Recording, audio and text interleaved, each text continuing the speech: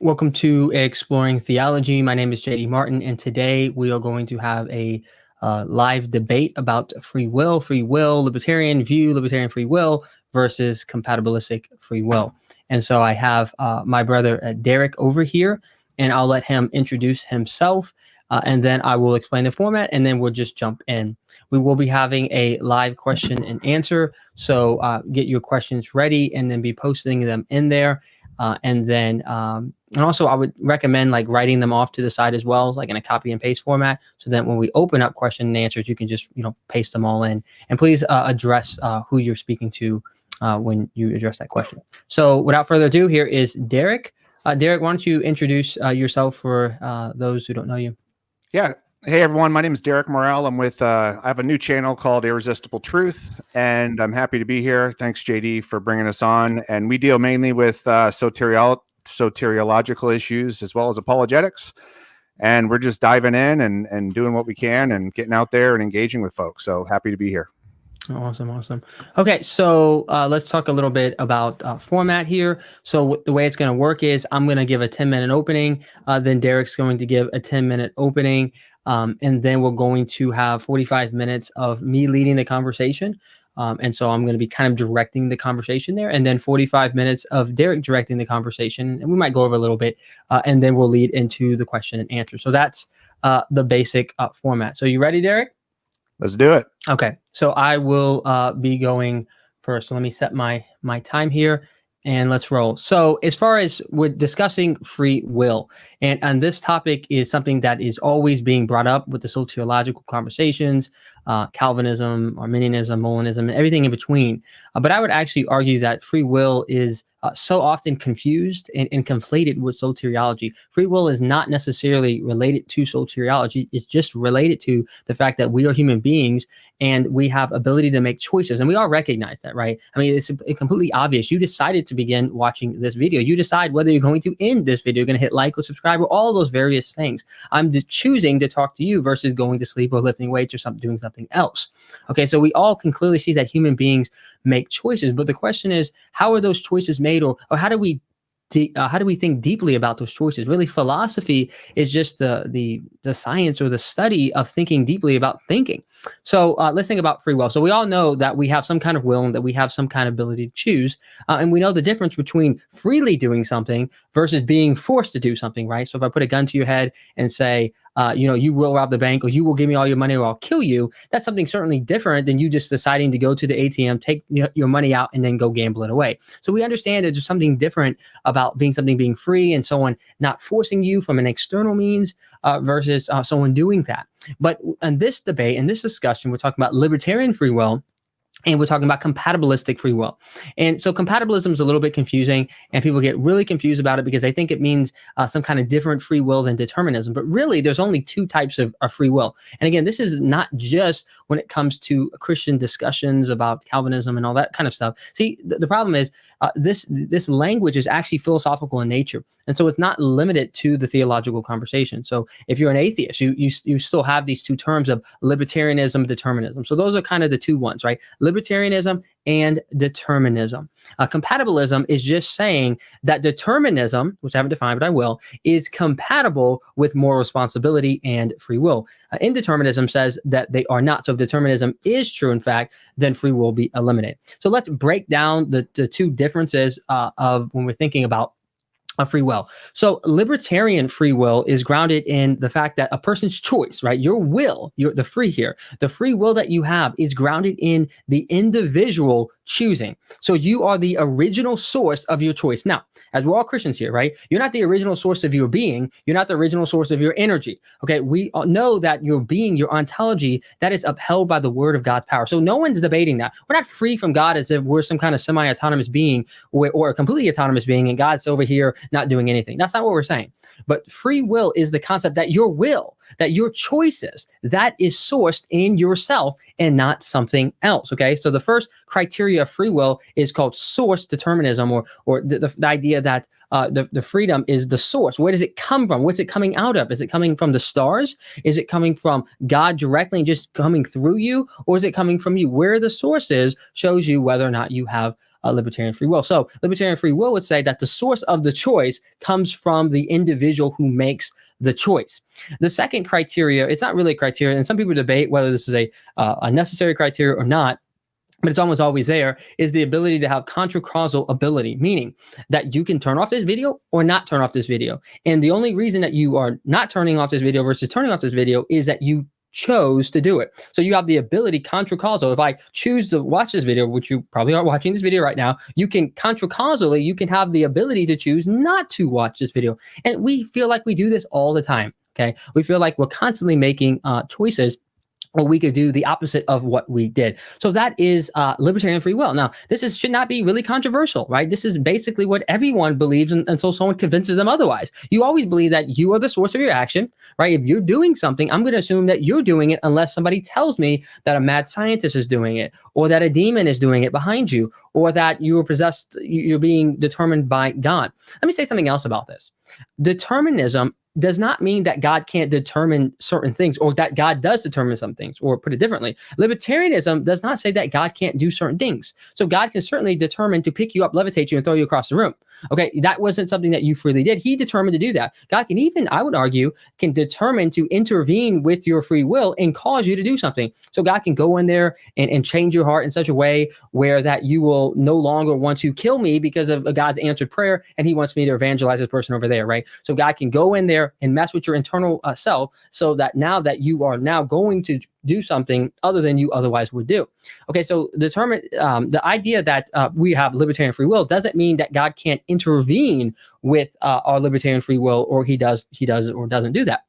But determinism is a lot more exhaustive than that. Determinism says that every single thing, that all of our choices, not just a soteriological choice, and that's the other thing that people get confused about. This is way more than just whether or not unconditional election or conditional election is true. This is whether or not you can pick McDonald's or Burger King, whether you can pick your nose or not pick your nose, whether you can pick the blue sock or the red sock. See, determinism says that every single thing, all of your choices are determined by something else. Again, it could be God, theological determinism, or it could be nature or something like that, like naturalistic determinism, or it could be astronomical determinism, where the stars themselves determine, or it could be some kind of mad scientist determinism. I'm kind of joking with that, unless the mad scientist actually somehow was like a divine being who controlled everything. But the idea is that determinism is more than just an individual action. Determinism says that these actions, every single thing is caused by whatever is the determining force. Is that the universe that we live in? I would say no. It's very clear that we have God who's ruler over everything, and no one can thwart his will. And there are persons out there, right? Me and you, angels and demons. There's all these persons out there. Now, do we thwart God's will? Of course not. But I would still say that the picture is that we are actual beings that have free will, and that we ourselves make choices. Now, God can always decide. I can say, I'm going to beat up that other person. Or I can say, even we see in the book of James, that I'm going to sell and to make money and do all these other things, right? But God has a say in that as well. You can say, I'm going to do all these great things. And God can say, no, you're not. And you'll never end up doing that. But that doesn't mean that you don't have free will. That just means that you can't always freely accomplish the thing that you will. And so what I'm debating here is not free ability, that you can just do whatever you want. God can do whatever you want. God has free will and free ability, meaning that whatever God wants to do, he can actually accomplish, and no one can stop him. We don't have that ability because we're creatures dependent on God. But I will say that we do have free will. And at least certain times and in certain decisions, I think many decisions, but there's no way of really knowing this, many decisions that we actually do this because we decided, we have persons, we have ability to choose. God allows us to make those choices. And we go ahead and actualize those choices. So I'm running out of time. There's so much to talk about free will. It's such an interesting concept. Let me break down free will, the three levels of free will, so we don't get confused and conflated by this, okay? So free will, let's go back up. There are something called influences or pulls or inclinations, okay? These are things that cause you to want to do something. This is kind of like, you remember the picture where you have the guy and there's an angel on one side and a demon on the other side, and the angel saying, don't do it, trust, don't kill the person, don't do it. And then the demon saying, do it, okay? Those are inclinations, those are pulls, those are influences. They try to get you to do things, okay? But there are, the choice is the person in the middle, right? Demon over here, angel, demon, however you want to think about it. And they're saying, do this, do that, don't do this. And then the person is making a choice. That's the will, that's the decision. And then the action is the follow through. So I say, I'm going to listen to the demon. I'm going to go get him. Okay. But there could be all kinds of things that intervene. God could simply say, oh, no, you're not. And I'm going to stop you. Or someone else could stop you. The popo could stop you. All kinds of things could stop you from actually being able to actionalize this decision, even though you have actually decided to do this. You can also think about in your own life, right? Sometimes that you've had these inclinations and you've decided, I'm going to go ahead and do that. But then for whatever reason, you weren't able to accomplish that because there's a distinction between the choice or the will and then the being able to do the action and to do follow through. But the real thing that I want to bring out here is there's a major difference between inclinations and choices. And sometimes it's conflated. People say you do your greatest desire. Depends on what you mean by your greatest desire. What are we talking about? Are we talking about your greatest inclination or your greatest pull? Or are we talking about your greatest desire as in the thing that you want to do, as in your choice? If we mean the latter, your choice, of course you are free when you do your greatest desire, i.e. you can make your choice. That's a tautology. That's obvious. But oftentimes that's not what people mean. People mean that, that your greatest inclination, your greatest pull will determine your choice. And I would say I don't agree with that. I don't think it's, in fact, which one's bigger, the angel or the demon. If the demon's bigger, you're always going to listen to the demon. If the angel's bigger, you're always going to listen to the angel. I don't think so. Maybe certain choices are done like that, but certainly not all choices are done like that, if any. So that is, I spent a lot of time, and I'm running out of time. I spent a lot of time defining libertarian free will. Now, compatibilistic free will says just that. You are able to do, you're free when you do something voluntary and something external doesn't interfere with what you want to do, your thing that you are most inclined to do. And it sounds good, but the problem is that you are determined to do whatever your greatest inclination is. But you don't determine what your greatest inclination is, that ultimately whatever is determining you determines your greatest inclination and thus determining your final action. There's so many more things that I want to say, but we're at 10 minutes, so I'm going to stop here and then we'll flow into the conversation. So I'm going to reset the time here. And Derek, are you ready to get going? You muted, Derek. You're still muted, Derek. There we go. Sorry about that. All right. So when you're ready to go, we'll let you take over. Let's do it. All right. So I'll be defending the compatibilist position tonight. Now, there are two scriptural truths I want to discuss here. One is that God is sovereign over everything to include his decrees, and also that man is a free moral agent making free choices. Compatibilism is simply the notion that both aspects are compatible with each other. I only believe in the loose term of free will, inasmuch as it's in the context of freely choosing what we want in the moment. In essence, we are free, yet still bound by our nature. In a spiritual sense, we are free to do whatever it is we want, yet our wants are corrupted. I generally use the term biblical freedom or creaturely freedom while acknowledging a moral aspect of our will that is still responsible. Now, my opponent tonight wishes to defend libertarian free will. I'll be curious to see his exact definition, as he was defending compatibilism in the past. Now, he did give some definition already. In a, let me do this. I'm going to switch gears. I'm going to talk about freedom. So what is freedom from my point of view? Simply put, it's the ability to will or choose anything we want with which we are naturally capable and without constraint in the present moment. Now, if we talk about spiritual freedom, no one is free from sin. So in this vein, we already destroyed the notion of libertarian free will and have made them take cover only to offer exceptions to their definitions. So starting here, we aren't able to choose righteousness or choose Christ apart from God's grace. Instead, we freely choose our wants in the moment, which want nothing to do with Christ. So there are, in fact, things we can't choose as natural people, and as we are bound to our nature endowed to us by God. Yet being bound doesn't take our freedom of choosing what we want in the moment.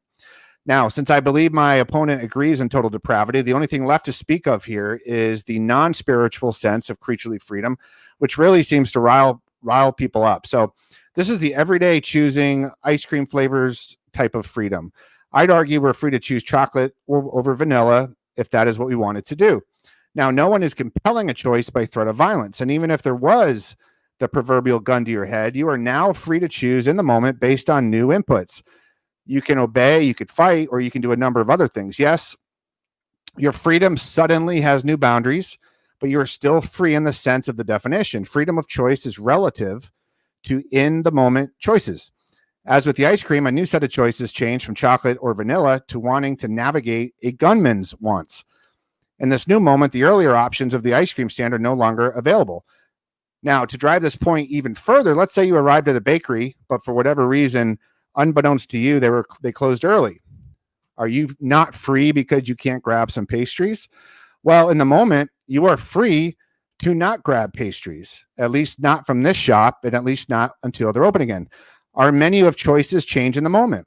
And it would be absurd to argue that because you have libertarian free will, that you must be able to enter the bakery after it's unexpectedly closed, lest you don't have any freedom.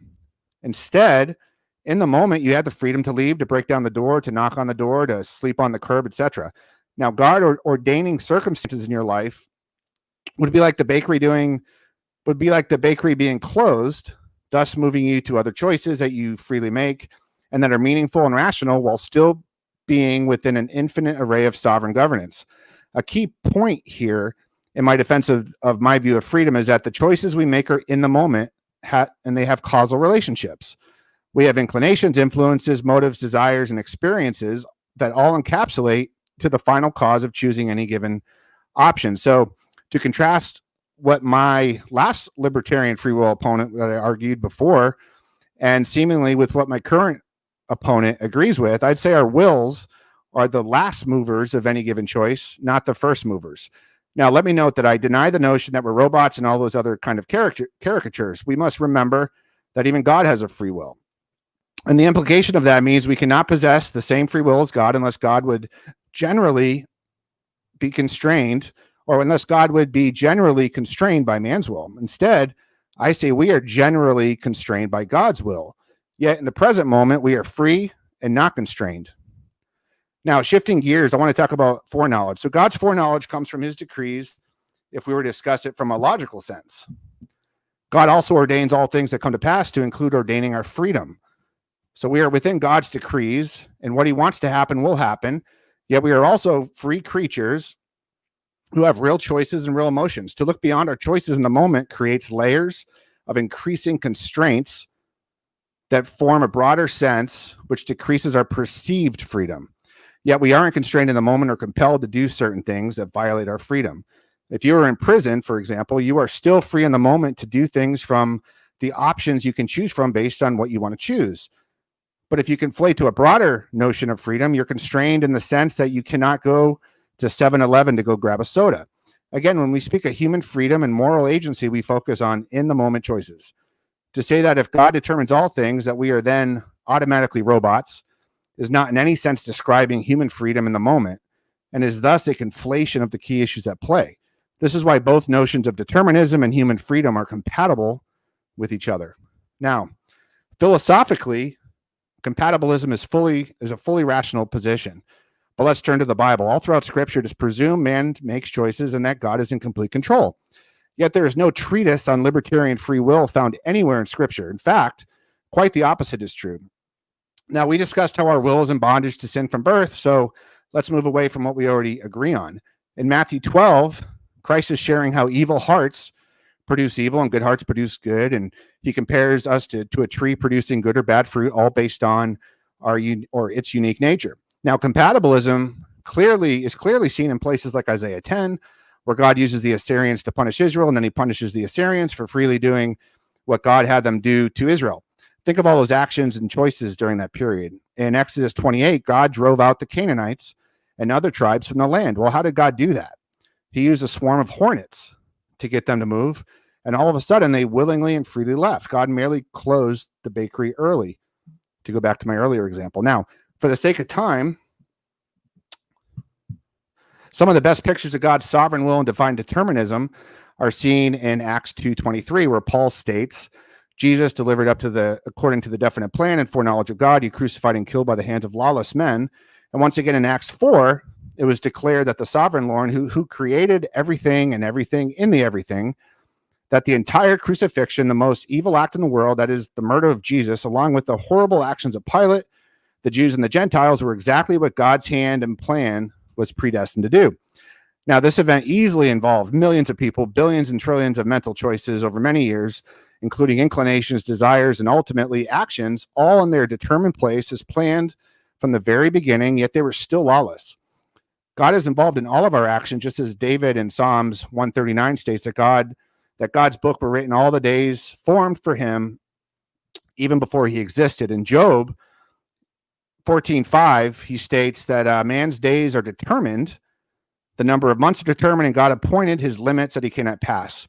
Now, I once heard it summed up before that God decrees the things that he wills, and he doesn't will evil, but he ordains the circumstances of his decrees, and he allows evil for a purpose that will ultimately be greater good than if evil never happened. And I want to hit on the evil part just to make it very clear that everyone has to deal with this issue, whether you're a hardcore free willer, a Calvinist, a provisionist, an Arminian, an atheist, a skeptic, or anything else. We would all universally agree that evil exists. We may have various theodicies as a Christian, but we all have to tangle with this. And I agree with the Reformed confessions that God ordains everything that comes to pass, yet God is not the author of sin. I don't see any possible way, biblically, philosophically, or otherwise, where God resigns his control or oversight or involvement at all with anything. Sure, he may loosen restraint, but that is still an involvement of his divine decree over the situation, as he decreed it would happen that way. To argue that God isn't involved delves into the realm of meaninglessness and opens up the questions as to what governs evil, or which things does God have no control over. Yet none of this means God is the efficient cause of evil, meaning he isn't the one actually doing it.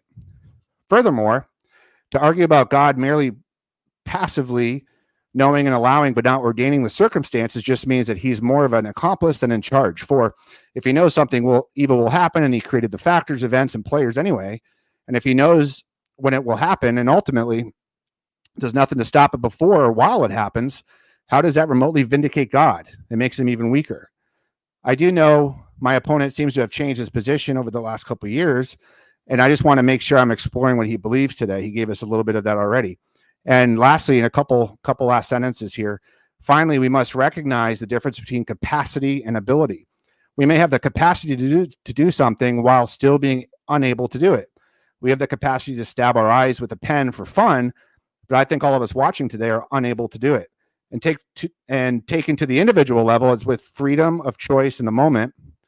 Even if you did want to freely stab yourself in the eye for fun, you also have the capacity to then stab the other eye and then jump into a meat grinder or the next thing. But again, libertarian free will opponent needs to prove the ability to do so, which we'll find is all theoretical. In my last sentence here, everyone has the capacity to choose Christ, but as Christ said, no one can do it. And that is, no one has the ability unless certain things happen first. And remember, Paul as well even used words like cannot and unable. And I'll stop there.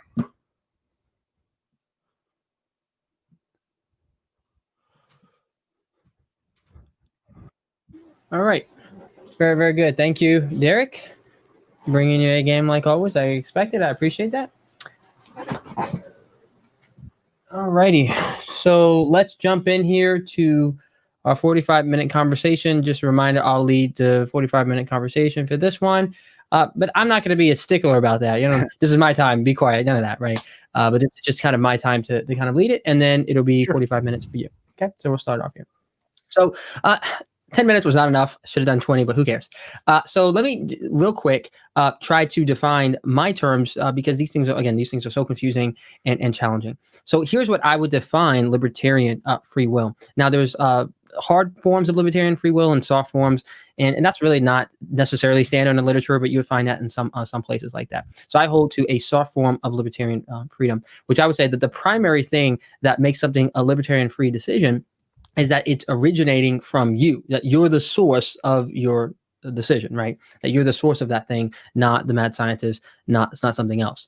The second thing would be that contra-causal free will. So to put it in like a nice little summary form, what I would say is that libertarian free will is the ability to make choices that are compatible with your nature.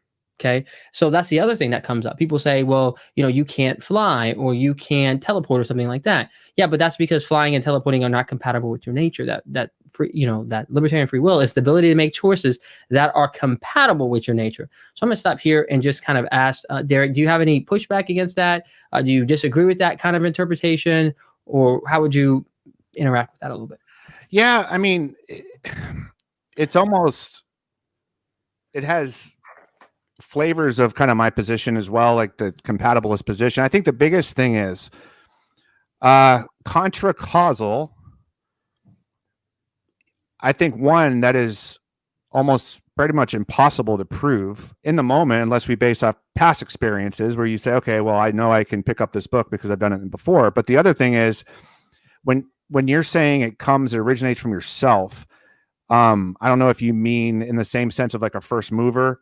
I know some proponents of libertarian free will talk about a first mover. So I disagree with that in that it originates in yourself. I agree that we are freely making those actions, and our choices and our actions are the culmination of a bunch of things, a causal relationship. But I don't think we originate in ourselves. Well, I guess I'm just saying. So I hope that we have some kind of disagreement or some kind of discussion about whether or not libertarian free will exists or not. But I guess I'm just saying that you don't seem to have any objections per se with my definition. Is that libertarian free will is the ability to make choices that are compatible with one's nature. I agree that we can make choices that's compatible with one's nature. The question is, and I think the difference is that why do we choose anything? And I think that gets to the point where I don't think we originate. I think we're the final cause, our will. And for me, the will is just the mind choosing anything. But I don't like the word originate. I don't think libertarian free will is, I don't think it exists in the way most people say it. I think yours is a little bit it's not a fully autonomous will and stuff that's been debated in history. So, I mean, a lot of people have different varying positions on that. But as far as what you're saying, I don't think we can originate within ourselves. Okay, so one thing that I will say, sometimes people kind of push back, and sometimes even some people who hold to libertarian free will, I mean, people are so confused about this. I'll say that definition to other people who hold libertarian free will, and they'll say, no, I don't believe that. I'm like, yes, you do. In fact, you do actually believe that. And so, but some people say, well, that sounds like compatibilistic free will. And I say, no, because one of the things with compatibilistic free will is that there's an assumption almost always is that your nature can only incline you toward one thing. Right? You can only be inclined toward the red sock over the blue sock, or you can only be inclined toward McDonald's over Burger King. And I'm saying I don't see any reason to believe that. If your nature actually is compatible with blue socks and red socks, picking your nose or not picking your nose, then to me, in which I do believe, then you have the ability to choose among those options. So let me just ask you that. Do you believe that your nature, that picking a blue sock, actually, let's take your shirt. Here's a good example. Or your beard. Right, you have a beard, nice beard. I like it. Yeah. I feel like you probably can cut that off. You could probably shave it, right? And maybe you have shaved it in the past. And so it seems to me that you shaving your beard or not shaving your beard is compatible with your nature. Okay, you could do either one of them. And so you decided, you knew this debate was coming, decided to come to the debate with a beard, a nice one. So what I'm saying is, do you feel that you could have I don't want to say just as easily, but you could have actually shaved your beard and come clean shaven to this debate, or were you determined necessarily to come to the debate bearded? Well, I think that yes, I could have shaved my beard, because to me, saying I could have just realms in the realm of possibility, of theory. However, as a Calvinist, I still think everything's ordained. So God knew I wasn't going to change my beard or shave my beard. However, for me, it's the perception of free will. I mean, I agree that I feel like I could have done that because I've shaved my beard before, right? So it's all based on past experience, but I don't think anyone can give an example of, well, it's impossible, of choosing contrary to what they chose in the moment. Obviously, it's I mean, we can't prove that, right? We couldn't go back and prove that, which is my issue with it. Yeah, but it sounds like you do agree, though, that your immediate experience is that you and beards like each other right now, but you could just as well decide that you're done with the beard, right? That you, in fact, could have shaved your beard. And so it at least feels like that you have this ability to do other than the things that you do. Oh, yeah. Yeah. I definitely agree with that it feels like we could do all this stuff, and it's our perception of what it is, but the perception doesn't always, I think you're getting at that. It feels like it. And I agree with that. We absolutely feel like we can do all kinds of stuff. Yeah. Okay, I agree with you. So here's my thing about philosophy. See, like this is like solipsism. I may be mispronouncing that. It would take an enormous amount of evidence for me to believe that everything, we're in the Matrix, or that everything is just merely an illusion, or in fact, I'm a brain in a vat, or something like that. Look, I could be convinced of that, but it would take an enormous amount of evidence for me to believe that, because my immediate experience is, in fact, I'm not a brain in a vat, and that you're here, I'm talking to you, having this debate and this discussion. And so to me, that good philosophy is trying to explain the phenomenon that we have, not trying to make you believe that the phenomenon you have is really an illusion and trick you into something else. So I'm curious about your thoughts about that, and I hope you see the correlation. If we immediately all seem like we have an ability to do other than we do, I'm going to assume that that's true unless I have really good evidence to think that is not true. Yeah, I totally see what you're saying. However, the evidence that we use as compatibilists, as Christian compatibilists, and we all know that there's atheist compatibilists, and they use natural determinism, and they have all these, theories on that. Yeah. But the reason I'm a compatibilist now is I think it's scripturally sound. I mean, you have to. Is there mystery? Yes. I mean, let's not punt to mystery. I think it's fun to discuss the stuff, and we all have our theories, but if you were going to choose, so back to your example, and this isn't my question, but just about the beard. Yeah. If you have to discover what you think of foreknowledge, because it has to match what's going on, because certainty also requires that I shave my beard if that was certain knowledge coming from God. Now, of course, I believe that foreknowledge is because God has the knowledge because he decreed the knowledge. But even for someone that doesn't believe that they think the corridors of time and all this stuff, they still, and I'm not saying you believe that, but they still have to account for that foreknowledge. So even though I feel like I could have done otherwise, there is a bigger picture that we know, since we're theists, and depending on our position on that, we know that all those things were already certain. Yeah, so that's an interesting point. And this goes into the necessity of consequence and the necessity of the thing itself, right? So the necessity of consequence means, like, for example, if I shoot you in the head, you'll be dead, right? And so then it becomes, I do shoot you in the head. And then by the necessity of consequence, you are in fact dead. Okay, and so there's that necessity of consequence versus the necessity of the entity itself, namely that you be dead. There's no necessity that you be dead unless I actually shoot you. So what I would say is this, is that God can know something is in the future precisely because this is what the creature would do if God allows it, and then God has decided to allow that thing.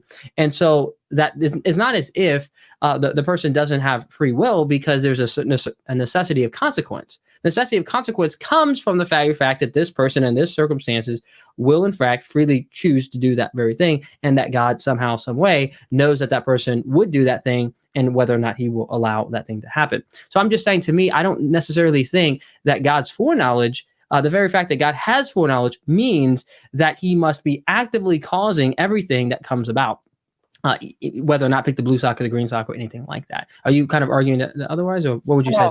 You bring up a good point, and obviously it's alluding to like the modal fallacy and all this stuff. But I think there is something that we overlooked here in your analogy, is because you talked about the necessity of the consequence.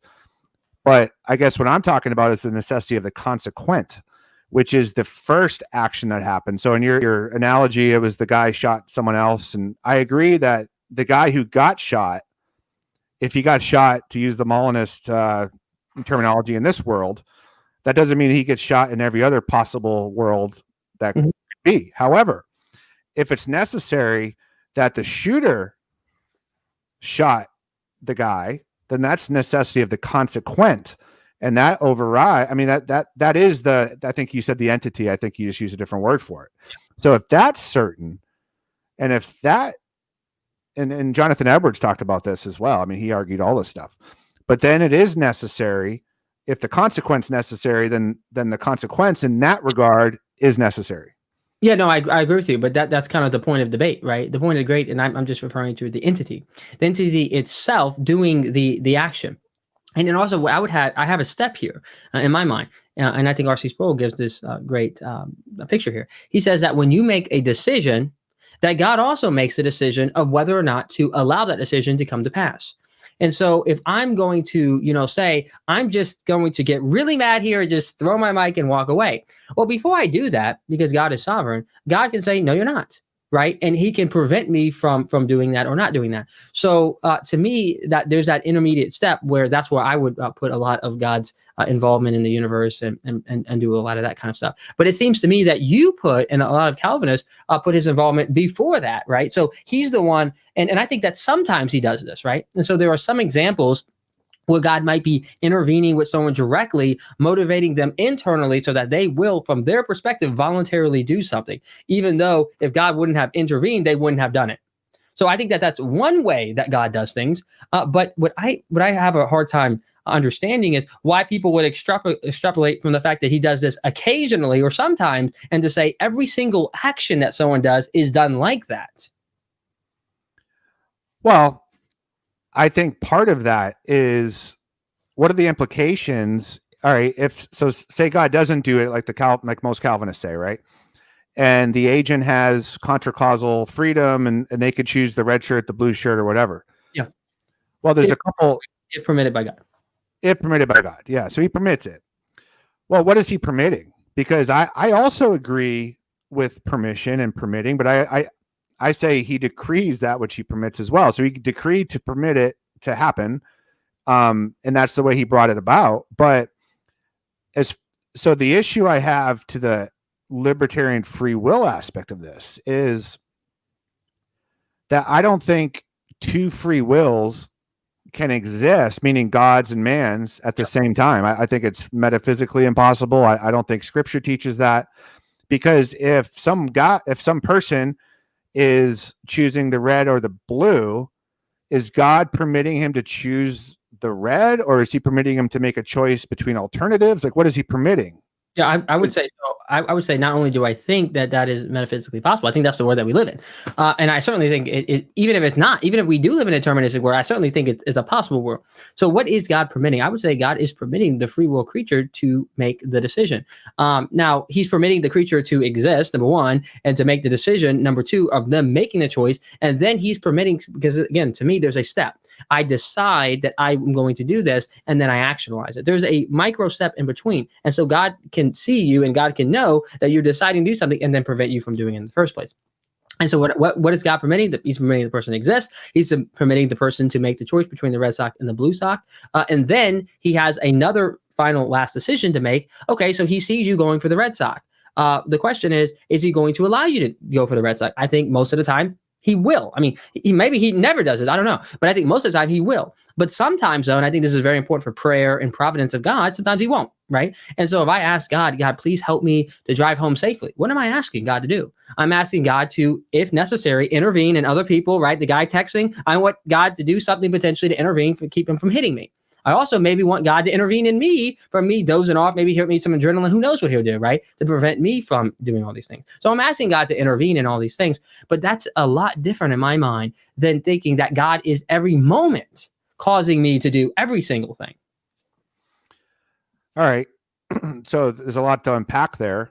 So a couple things with cause. Of course, I don't think God is the efficient cause of especially evil and sin and all that stuff. I don't believe he's the author of sin and all that. Now, as far as, and my concern is with picking the blue sock or the red sock and all that stuff, the way you're describing it is very similar to how like open theists describe it, almost in a discovery sense. Like, okay, what's he going to do? JD, oh, he's going for the blue sock. Now I got to decide to let him do it. All right, I don't want him to do blue sock. So he, your power goes out at your house, and then you forget, and then later on you pick the red sock. I mean, I don't think he's a reactive, in the moment making decisions. Now we might think that because, like you said, it's the nature of our world. We think we're absolutely free, and I think we are free. Like, I'm not denying. I don't say.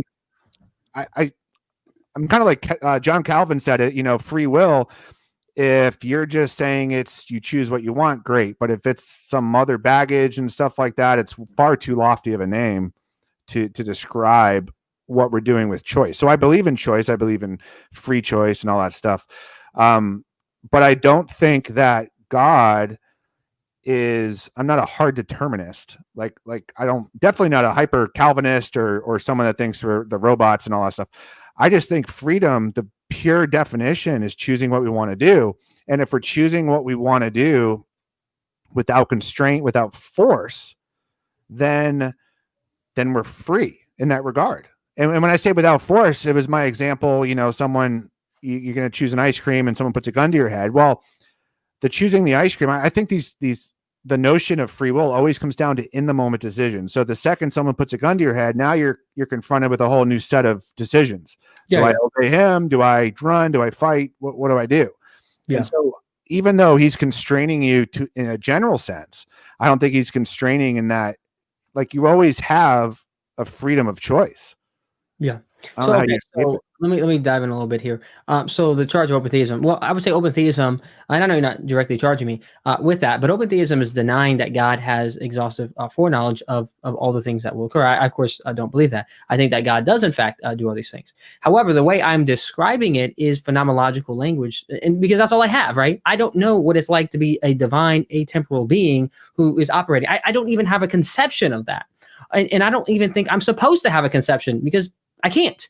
I'm a finite being, can think in finite ways and think in logical sequence. So I'm simply, and I think the Bible's full of these pictures that God coos to us and says, hey, understand me, as you basically understand a person. Now, sometimes he tells us, my ways are not your ways and my thoughts are not your thoughts, so don't twist that. But oftentimes God is, happy with us just conceiving him as a divine being, that we have a personal relationship and we're having this functional relationship in time. Some theologians would even say that God is in time, but that's a whole different discussion.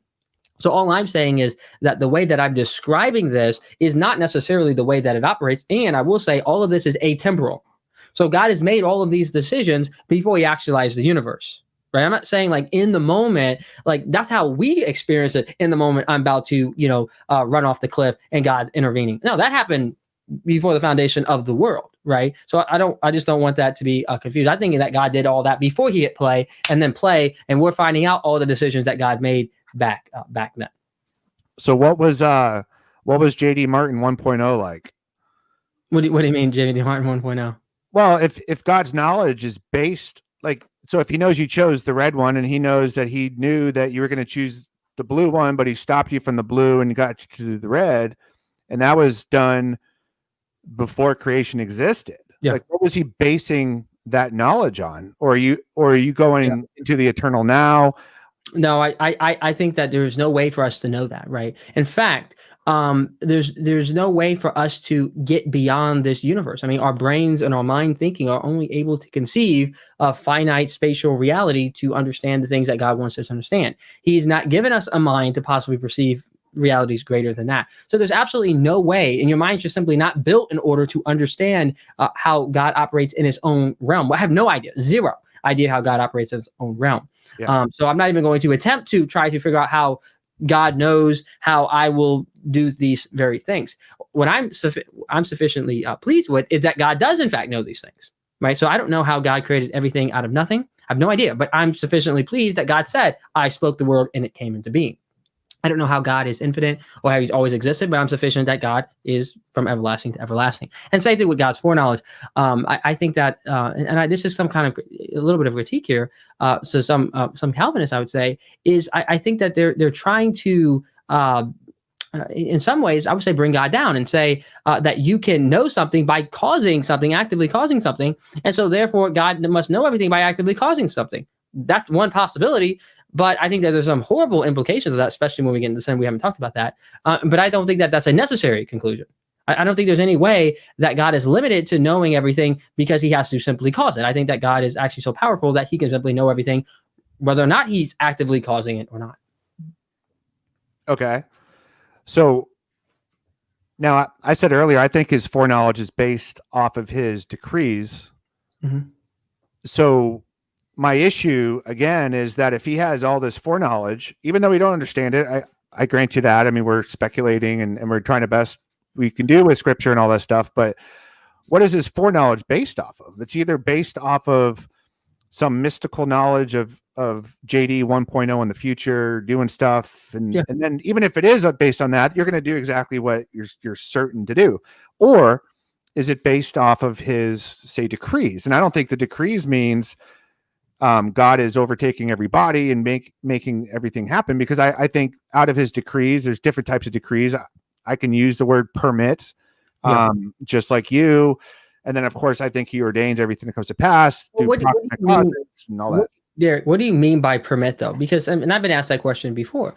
So what I mean by permit is that here I am, a free will creature, where I would do something, and God has decided not to intervene and allow me to do that very thing.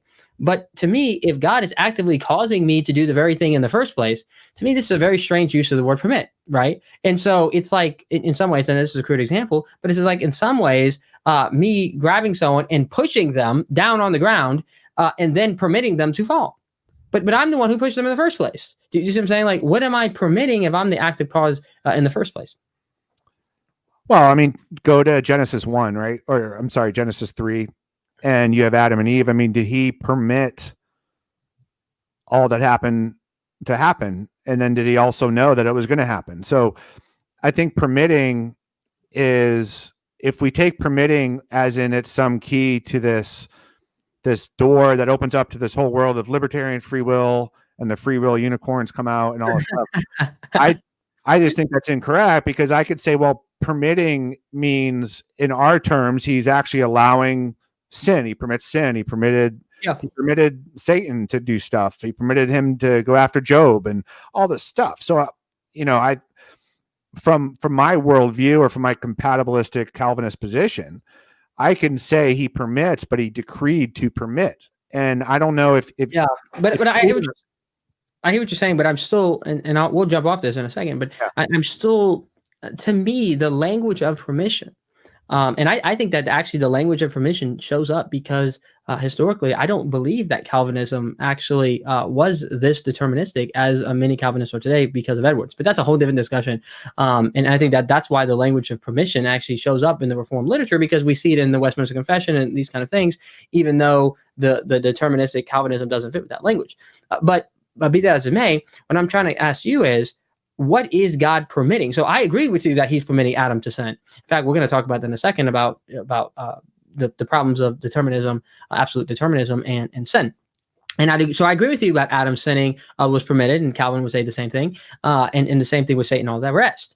But again, if God is the one who's actively determining everything to happen, actively causing and bringing about everything to happen in the first place, from the red sock to the blue sock to Satan and everything else, then he's just simply permitting himself he's permitting his own decrees to actualize, which to me is just superfluous, and there's no point of him in permitting anything, right? Because he's the one who caused it in the first place. So I'm curious of what, do you have another answer to that, or what do you think about that?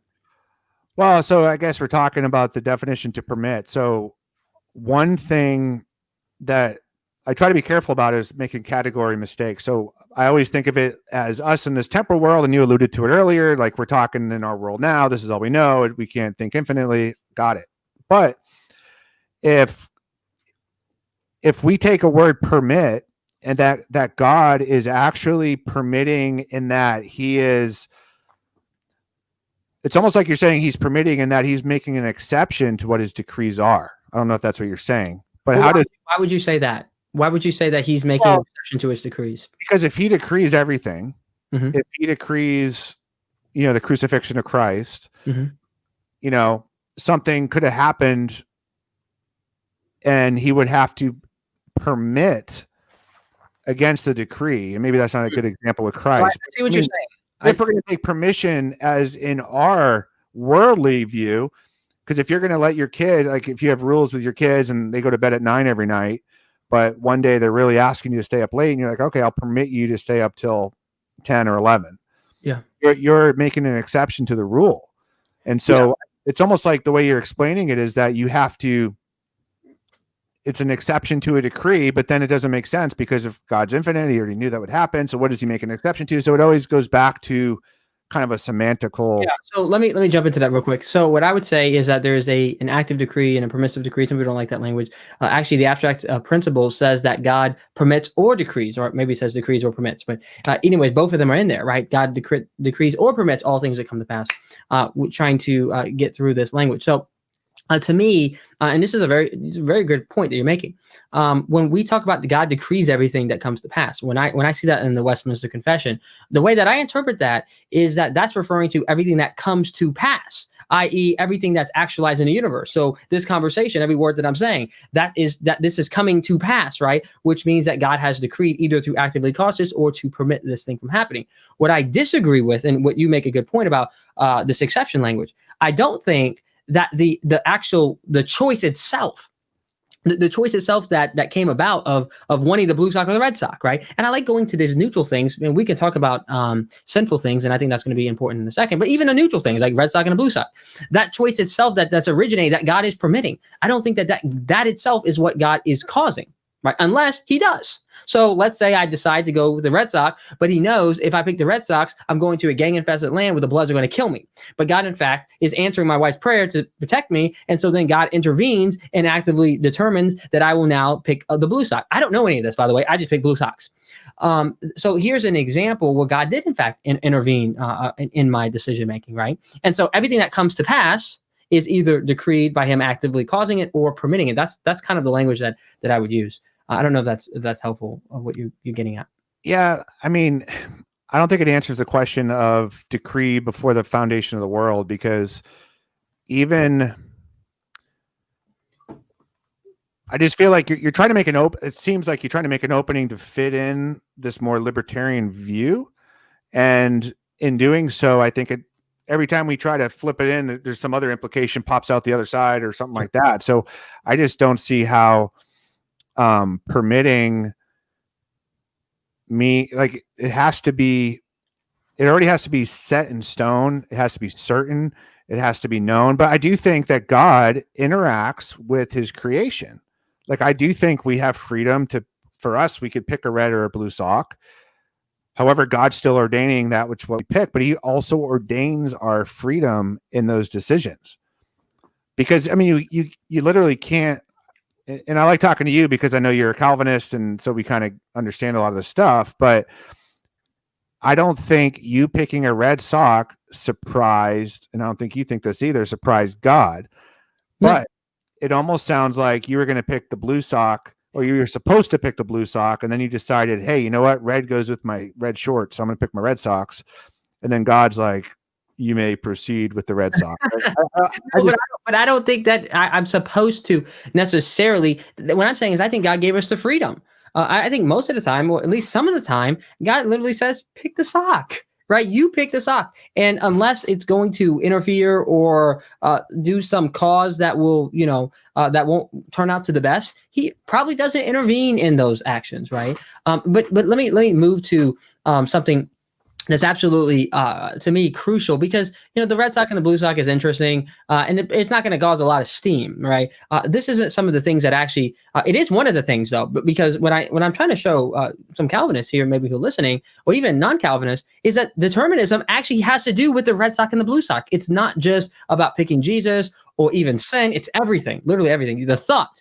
Every decision is under determinism, if we're using the philosophical language correctly, and I think a lot of Calvinists aren't. In fact, I don't think a lot of Calvinists are true full-on philosophical determinists. What they really are talking about is unconditional election, sin nature, that kind of thing. They're not even concerned with the red sock and the blue sock. But when they say they're determinists or compatibilists, you are in fact wedding yourself to saying that God determined the red sock and the blue sock in the same way that he determines whether you'll be saved or not be saved, which to me is a radical position.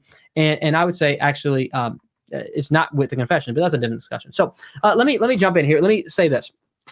So, talking about the juicy stuff, sin.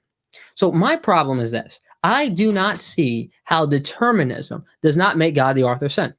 It seems to me that determinism necessarily makes God the author of sin, because here's an individual, right? And we know that their action, that sin is in the universe, that people sin. In fact, Christians sin, Adam sin, angels sin, all kinds of people sin. And so since they sin, and we know, according to compatibilism, determinism, that people are free to do their greatest desire. And of course, if they sin, then their greatest desire was to sin. But remember, where did their greatest desire come from? Did they choose that greatest desire? No, they chose to be in agreement with their greatest desire, but their greatest desire was not chosen by them. That'd be like libertarian kind of thing. But their greatest desire actually comes by the determiner, whether that's the stars whether that's nature or whether that's God. So God determines that your greatest desire will be to sin, and you just simply rubber stamp that because that's all you can do. All you can do is rubber stamp your greatest desire. So God determines your greatest desire is sin. You rubber stamp it and say, yes, I do want to sin. And then you go ahead and sin.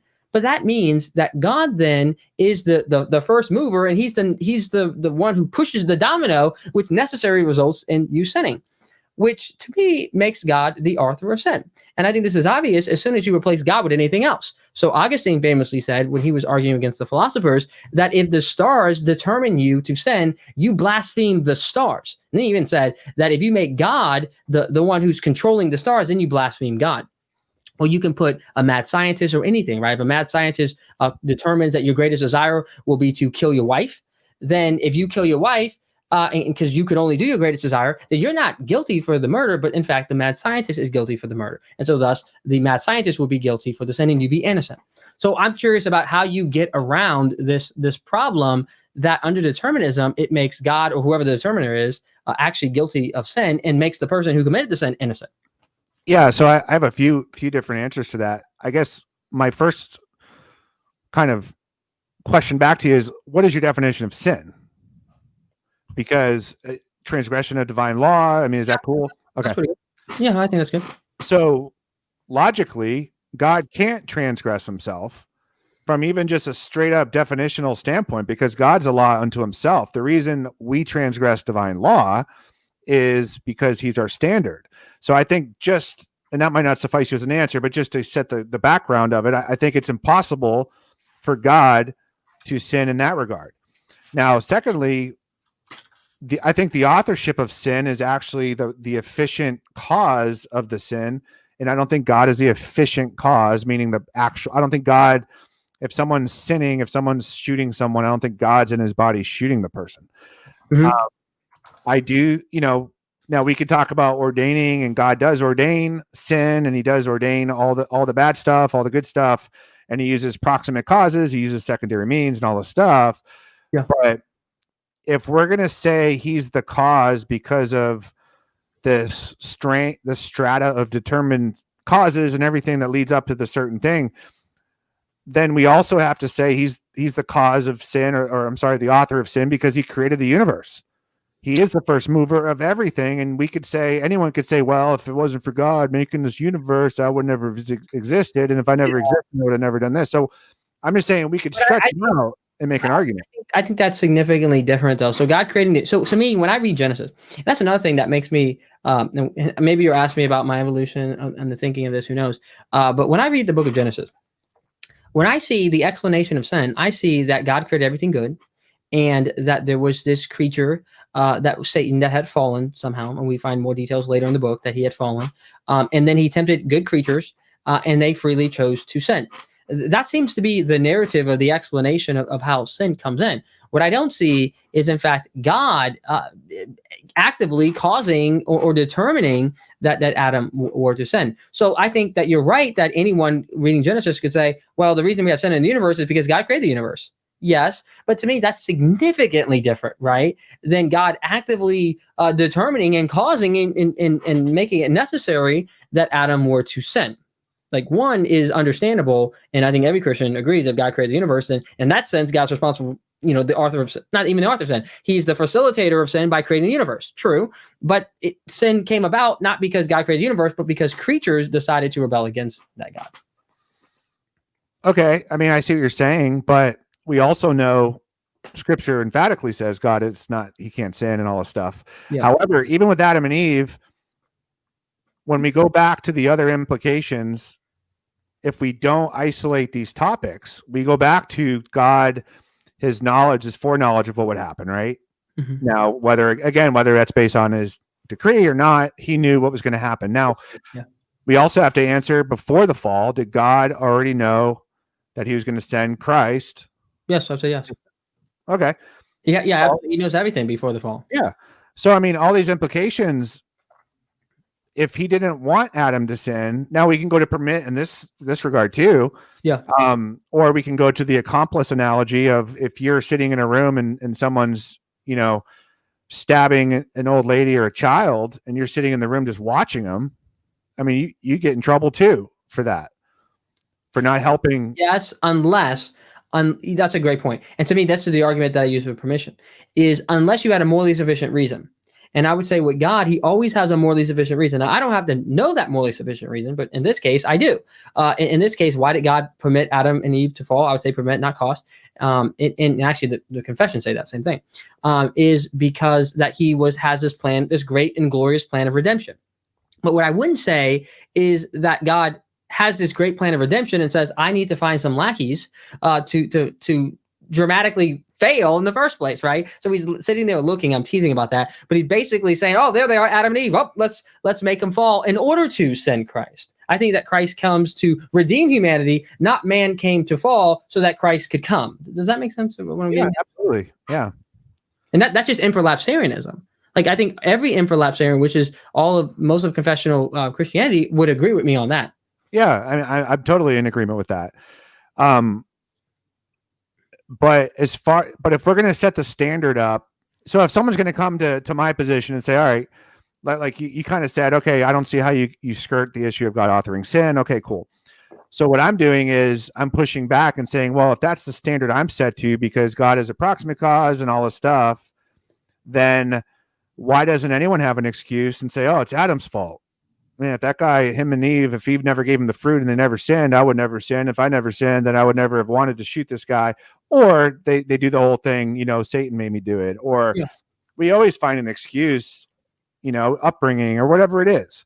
What's interesting about those excuses is a good point you make. What's interesting about those excuses, all those excuses are basically saying that the reason I did something was determined by something else. See, all the excuses are actually pointing to determinism, saying I'm not to blame. In fact, Adam's to blame, or the demon's to blame, or my nurture, my nurture was to blame, or my nature was to blame, all these things. And I think what libertarian free will does is say, no, you are to blame. Yes, those things are inclinations. Yes, you had this inclination to sin, maybe because your mom's a crackhead, or maybe because you're a son and daughter of Adam. You have this inclination because you grew up in the hood, or maybe you grew up in bourgeois. Who knows? All those things influenced you. But you didn't have to sin, right? The reason that you sinned or did that action is because you gave into that inclination. So yes, part of your culpability is lessened by the fact that the prostitute came and knocked on your door. Yeah, that does lower your inclination. I mean, your level of culpability. But you're responsible for what you did, not the fact she knocked on your door, but what you did after that. Does that make sense at all? What I'm trying to say? Absolutely, but I also agree with that in the position I'm supporting, in that we are morally culpable. One, because God says we are. Two, because we're still free moral agents and we're making moral choices. And I think freedom is our choices in the moment, not being constrained. And I think that's the basic definition. So that's why I think we're free. I don't think we're free in a libertarian sense, because I don't think libertarian freedom can exist with God and God's freedom. I just think it's so I'm kind of like on both sides, right? I think that certain decisions can happen in that compatibilistic way. That would be like God intervening with me and causing me to actually pick the red sock over the blue sock so I don't get killed by the Bloods. That is a compatibilistic decision. But here's and this is another thing that has led me into this thinking. So one of the cash values of Calvinism, and one of the things that Calvinism glories in, is the idea that I did absolutely nothing to distinguish myself at all from my neighbor. The reason I'm saved and the other person not is but the grace of God alone, not grace plus free will, not grace because of my cooperation, none of that, right? That I ultimately was merely selected by God and he wasn't. That's the only difference. But here's a funny thing, though. Calvinists recognize that I actually make a choice, right? I actually made a choice to believe and all that other thing. Some people get flaky about that choice thing, but it's pretty obvious that I made a choice and to believe. But they would say the reason I made that the choice is because God unconditionally elected me outside of time and effectually graced me in time, right? We agree so far, right? The ultimate choice, but obviously I think there's other regeneration and all this stuff, but which is what I would call it, the effectual grace. Okay. But here's the thing, because the only reason I believed is because of that effectual grace. And so God, since he is the one intervening and causing me to believe, then I can't boast, but I can only boast in God, right? He gets all the credit and I don't receive any of the credit. I get the reward of him causing me to believe because I get the promise of salvation, but I don't get any boasting personally. It makes perfect sense because he causally determined me to do something, which means he gets the credit and this part of the glory, and I don't get anything. But here's the problem: it makes me laugh in some ways. But if God causally determined me to do evil, so in this case, God causally determined me to be good, and he gets all the glory, and I just praise in him. But if he causally determines me to do evil, which I do, right? We all do this. And if he determines everything, then we do this. Then why do I get the blame and he doesn't? See, it's the exact opposite, right? When he causally determines me to be saved, he gets all the glory and I don't get any of it. But when he causally determines me to do evil, he gets none of the blame and I get all of the blame. It just doesn't make any rational sense to me. Well, that's the way God set it up, and that's the way it was set up with Adam and his sins and all that stuff. I would say, though, well, as far as I just lost my train of thought on that point, but you had a point at the beginning of your thing, and I was like, I can't think of it now. Okay. So we're running out of time here quickly, and we'll move to your time. Okay. So the other thing I would say is, so moving back, so let's go back to this idea of like being the first mover and whether or not you're responsible. So there's an interesting example in the book of Chronicles with Ahab. And there's this guy who has this vineyard, right? And Ahab wants the vineyard, and he's moaning, and Jezebel says, "What are you doing? Why are you moaning? You're the king." He's like, "This guy won't sell me his field." And Jezebel's like, "Come on, man, you're pathetic." She writes a letter. She tells two people to invite a feast and to say this guy blasphemed the king and God, for them all to stone him and kill him. And that's exactly what they do. They're having a feast, having a good party. They say, "Hey, he just blasphemed the king and God," and they go out and stone him, right? Then God says to Elijah the Tishbite, he says, "Go and tell Ahab that you murdered this man and that you're guilty of great evil." And that's in fact what he does. And Ahab repents and says, "I've done this great evil." He humbles himself, and God says, "I won't destroy you, but I'll just do this to your family." Now, here's the thing, though. Ahab didn't actually pull the trigger. He was not the efficient cause. He just is the first mover of this series of events, right? He's the one who wanted the field. He's the one who allowed his wife to send the letter and all of these things. And he ends up getting the blame for these things, right, of doing that. And so in my mind, in the Bible clearly says he did evil and he murdered. Well, if that's the case, if you take Ahab out and put someone else in, right? It doesn't seem to matter who you put in. They all become guilty because they're the thing that brought about the whole chain of events. And so, but if we take out Ahab and put God there, which it seems like determinism is doing, I just don't see how it is that God is in fact not implicated with evil, because God seems to be in the place of Ahab and God condemns Ahab. So, I mean, what would you say to that? Well, I think it goes back to God cannot sin, just like you can't have a circle square. And as far as first mover goes, even all those decisions were still foreordained by God. He was behind it all. But with mankind, I mean, we're culpable of various things. There's all kinds of examples where God did something like to David, and then David, God's hand was in something, and then David, sin, he confessed of his sin, and then, nations getting destroyed. And there's all kinds of examples that we show of what a God can do with his creation. And not to go to the Romans 9 stuff, but, ultimately, I don't believe he was the first mover, because everything is ordained. And even there was a reason why he was what you think the first mover. There's reasons why he even made those decisions. Yeah. What I mean by that first mover is, of course, he didn't create himself and all that. I'm just saying from that sequence of events, that murder, he was the initiator. So we probably don't have a time to jump in anything else. So when the little 10 seconds I have left here, I'll just remind the audience, please get your questions ready. I've seen some questions flying by. We're having a good dialogue here. So please go retrieve some of those if you haven't. Put them in some kind of Word document or something ready to copy and paste. After this 45 minutes, we'll jump into questions. So, Derek, it's your 45 minutes, and so feel free to lead the conversation. Yeah, so just to kind of zero in on exactly what your position is. So do you even call, I know you've debated from a compatibilistic position in the past. Yeah. Is this something that you've been slowly changing out of that, or do you still call yourself a compatibilist, or is this some like, use libertarian words? Yeah, it's a great question. So one of the problems is that there's the philosophical language of compatibilism that's going to be found in the philosophical literature, and then there is the language that's common to Calvinist and soteriological conversation. So oftentimes you hear people say things like compatibilism is God's sovereignty and man's freedom. That's compatible. Yes. And from that sense, of course, I'm a compatibilist, right? I mean, of course, I believe that God's sovereignty is compatible with human free will. Or they'll say things like, compatibilism is everything that comes about is decreed by God, and man has free will. Well, I agree with that too. Or the fact that God determines everything, but by free agency and secondary causation. I define that in the way, a specific way, but secondary causation, but not in such a way that destroys liberty or contingency. Which that's the language of the Westminster Confession. So I agree with that as well.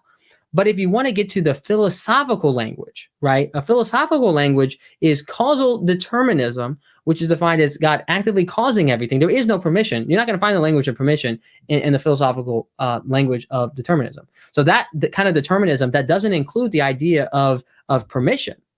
I'm certainly not that kind of compatibilist, and to say that I was would just be inaccurate. Right. And so sometimes there are a significant amount of Calvinists that are actually full on compatibilists and determinists, exactly like in the philosophical literature, except in the place of nature, they place God. And I certainly do not hold to that. Okay. All right. Let me hit on some things you said here. Now, when you were given your definition of libertarian free will, you said you're the original source of your choice, and that you sourced in yourself and not something else. Can you give an example of something you were the original source of? Yeah, so I would say like sin, for example. Every time that you, and again, when I say original source, you're not an autonomous being, right? So everything is borrowed capital. That in him I live and move and have my own being. So in that sense, no, I'm not original source of anything. But what I'm saying is though, where did sin come from in the first place? It didn't originate from God. Sin does not come from God. It comes from ultimately a creature made the decision to go ahead and actualize sin. I would say every time that we sin, that is not coming from God, but coming from us, and God is simply permitting that thing to happen. So what I mean by source is that the original action, that choice, that thing that you want to do, where is that coming from? And I'm saying it's coming from us, not from God. And I would point to James, for example, that says, let no one say when he is tempted that I'm tempted by God, for God tempts no one. So I would say if God doesn't even tempt you, how much more so does he not causally determine that you sin? Right? But each one is sins when they are lured away by their own desires and they choose to sin, essentially. So that's what I would say, especially when it comes to sin. Now, when it comes to amoral decisions, I do think that probably a significant amount of decisions are decisions that are sourced in us as well. Right, the red sock versus the blue sock. Now, I guess it's theoretically possible that God determines all those, but I just don't see any reason to believe that. But definitely with sin, I don't think that God ever causally determines sin.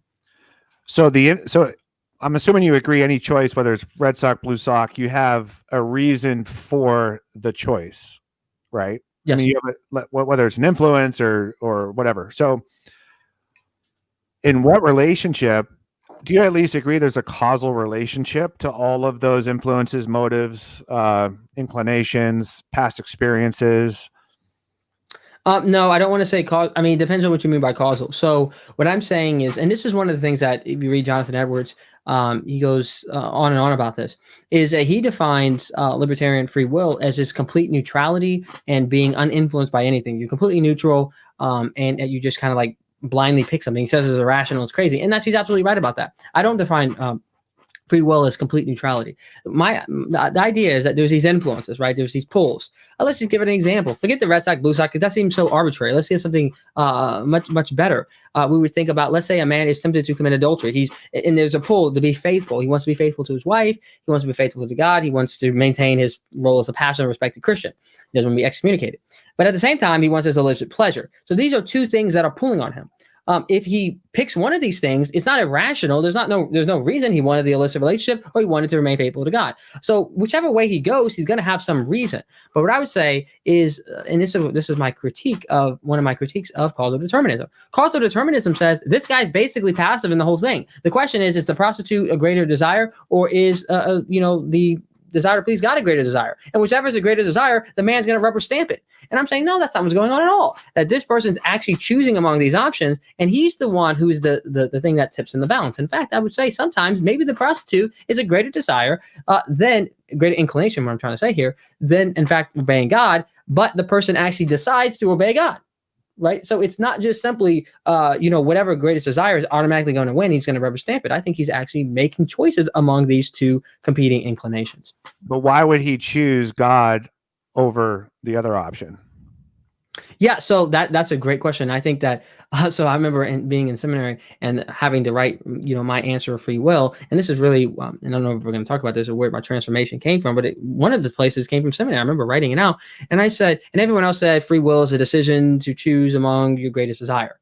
Right? Everyone said that. The Jonathan Edwards answer, and I said no. I said free will is the mysterious ability to choose among options that are compatible with your nature.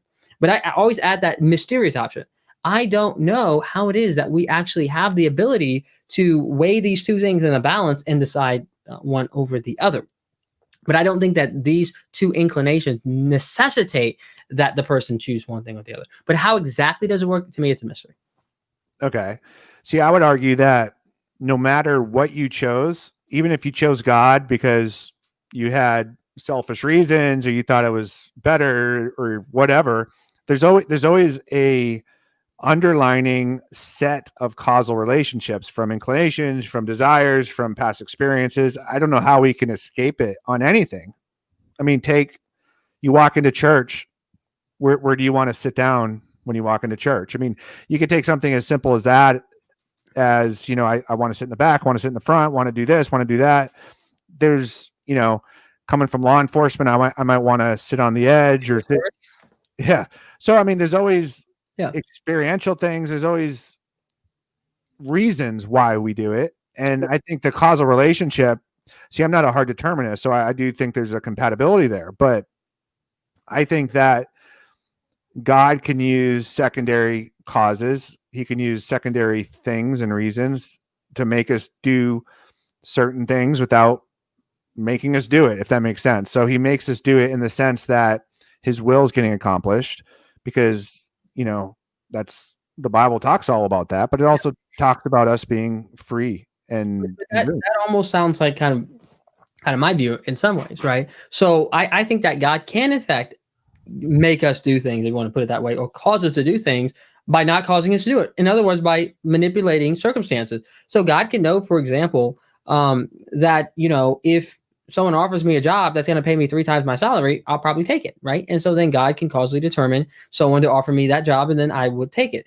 But to me, that's significantly different than God causally determining myself, to take the job, right? No, God just knows me and knows, how my influences work and those kind of things, and puts me in a situation where he knows that I'll pick this decision. But that's, again, to me, fundamentally different than him causally determining me to make that decision in the first place. He knows you because he decreed everything about you long before creation. So I feel like sometimes your language is like, all right, he's going to give me, he knows that I'll take the job that 3 times the salary. So he's going to, somehow get some guy to offer you the job. But it almost always sounds like those are in the moment things that God's doing. However, I know you also believe, you've already said that you believe in eternity past, all this stuff was decreed, atemporal, and all this stuff. So if God isn't finding out based off of his experience of you, and like, oh, JD, he's grown up so well, and I just know he's going to take this job if he gets this 3 times, not 2 times, but 3 times. Yeah. Obviously, God knew that because you decreed it, and so he didn't discover the way JD lived. He made the way you are, and so all of this stuff, even though we might perceive that God would do something like that, it just sounds very open theistic. Yeah, I mean, I tried to answer that before. What I would say is, I think one of the examples that you gave was an example of that. So one of the ways that God drove out the Canaanites was sending hornets. He knew. I mean, and it doesn't take a genius to figure this out. If you're getting stung consistently by hornets, it's time to leave the non-hornet place, right? You know what I'm saying? I bet I could get you to move if I just sneak into your a neighborhood, into your house, and send hornets at you every morning. You're gonna say, "Honey, we got to get out of here." The hornets are everywhere, right? So to me, that's a perfect example. He knows humanity. I'm not saying he comes to know. He knows everything from the beginning. I don't know how, but he does. And he knows that if they're living in a hornet-infested area, they're going to say, I'm out of here. So to me, it's the same way, right? That God knows. For example, we have examples in the scriptures, in Corinthians, for example, that he says, if they would have known that this was the Lord of glory, i.e. he's up, they keep saying, reveal yourself, reveal yourself. Well, if he would have, right, they're like walking the crucified Christ, and bam, transfiguration moment. You think they're going to continue to crucify Christ? Well, the scripture says no, they're not. because God knows these people, right? God knows who they are. He knows all things about them, and he knows if he transfigures before them, they're not going to try to murder him. So he doesn't in order to accomplish his plan. Yeah. So would you say your position on libertarian free will in the natural sense of us choosing hamburgers or Burger King or McDonald's, all this stuff, is that consistent with every human everywhere at all times? Is that like a law of nature or law of God or something, or No, it's not. In fact, like I was saying, that not every decision that we make is libertarian free that way. I do think that God can causally determine. Thank God. I thank God that when I pray, Lord, please bring my wife home, that he's not saying, it's not like Bruce Almighty. I make fun of people with this Bruce Almighty. You can do anything, but you can never interfere with people's free will. Where do you see that in the Bible? In fact, I see God doing that all the time. For example, I see the example of the Egyptians. Well, God says that he opened their heart in order that they would plunder the Egyptians. I'm convinced he doesn't open their heart. They don't give them their stuff. He opens their heart. All of a sudden, they're willing. This is a fantastic example of a compatibilistic-like decision. So yes, this is one of the tools in God's toolbox. My objection is when they took out the trash. Did God open their heart to take out the trash? I see nothing in the text to suggest that he did. Maybe he did that night. But every single night, every time they pick their nose, you see what I'm saying? Every time they sin, that we're going to believe that God is the one actively doing this. That's why I push back and say, no, I don't think that that's supported in the text. And I think we have a whole bunch of problems when we go that route. Well, okay. No, I got you. And I won't keep pushing the point. I just, there's God's holding everything up by his own power. And think about this. I mean, most of us sleep a third of our life. Yeah. And while we're sleeping, our heart's beating. Well, while we're alive, while we're awake too, right? Yeah. But our heart's beating, our cuts heal, our body's doing different things. And God is the one upholding it. I don't know how we would escape anything like that. I agree with that completely. So let me ask you this, though. This autonomous, God-free zone. No way. We are under the sovereign hand of God, for sure. Yeah, no, I do appreciate that, because some people do that. Some people go as far as libertarian free will is a necessary thing because God loves us so much that he can't violate. I hate that argument. And so I know you're not making it. So that's good. Let's talk about salvation. So obviously, I don't know how many billions of people have ever walked the face of the earth, call it tens of billions. I don't know. I never figured that out. Not sure if anyone has. But there's a lot of people that were never given effectual grace. Mm-hmm. So did they have the libertarian free will to choose Christ based off of any reason whatsoever? Because they're the first source of their will. Are you saying that's a 30 billion person times trillions of, thoughts and inclinations exception to this rule?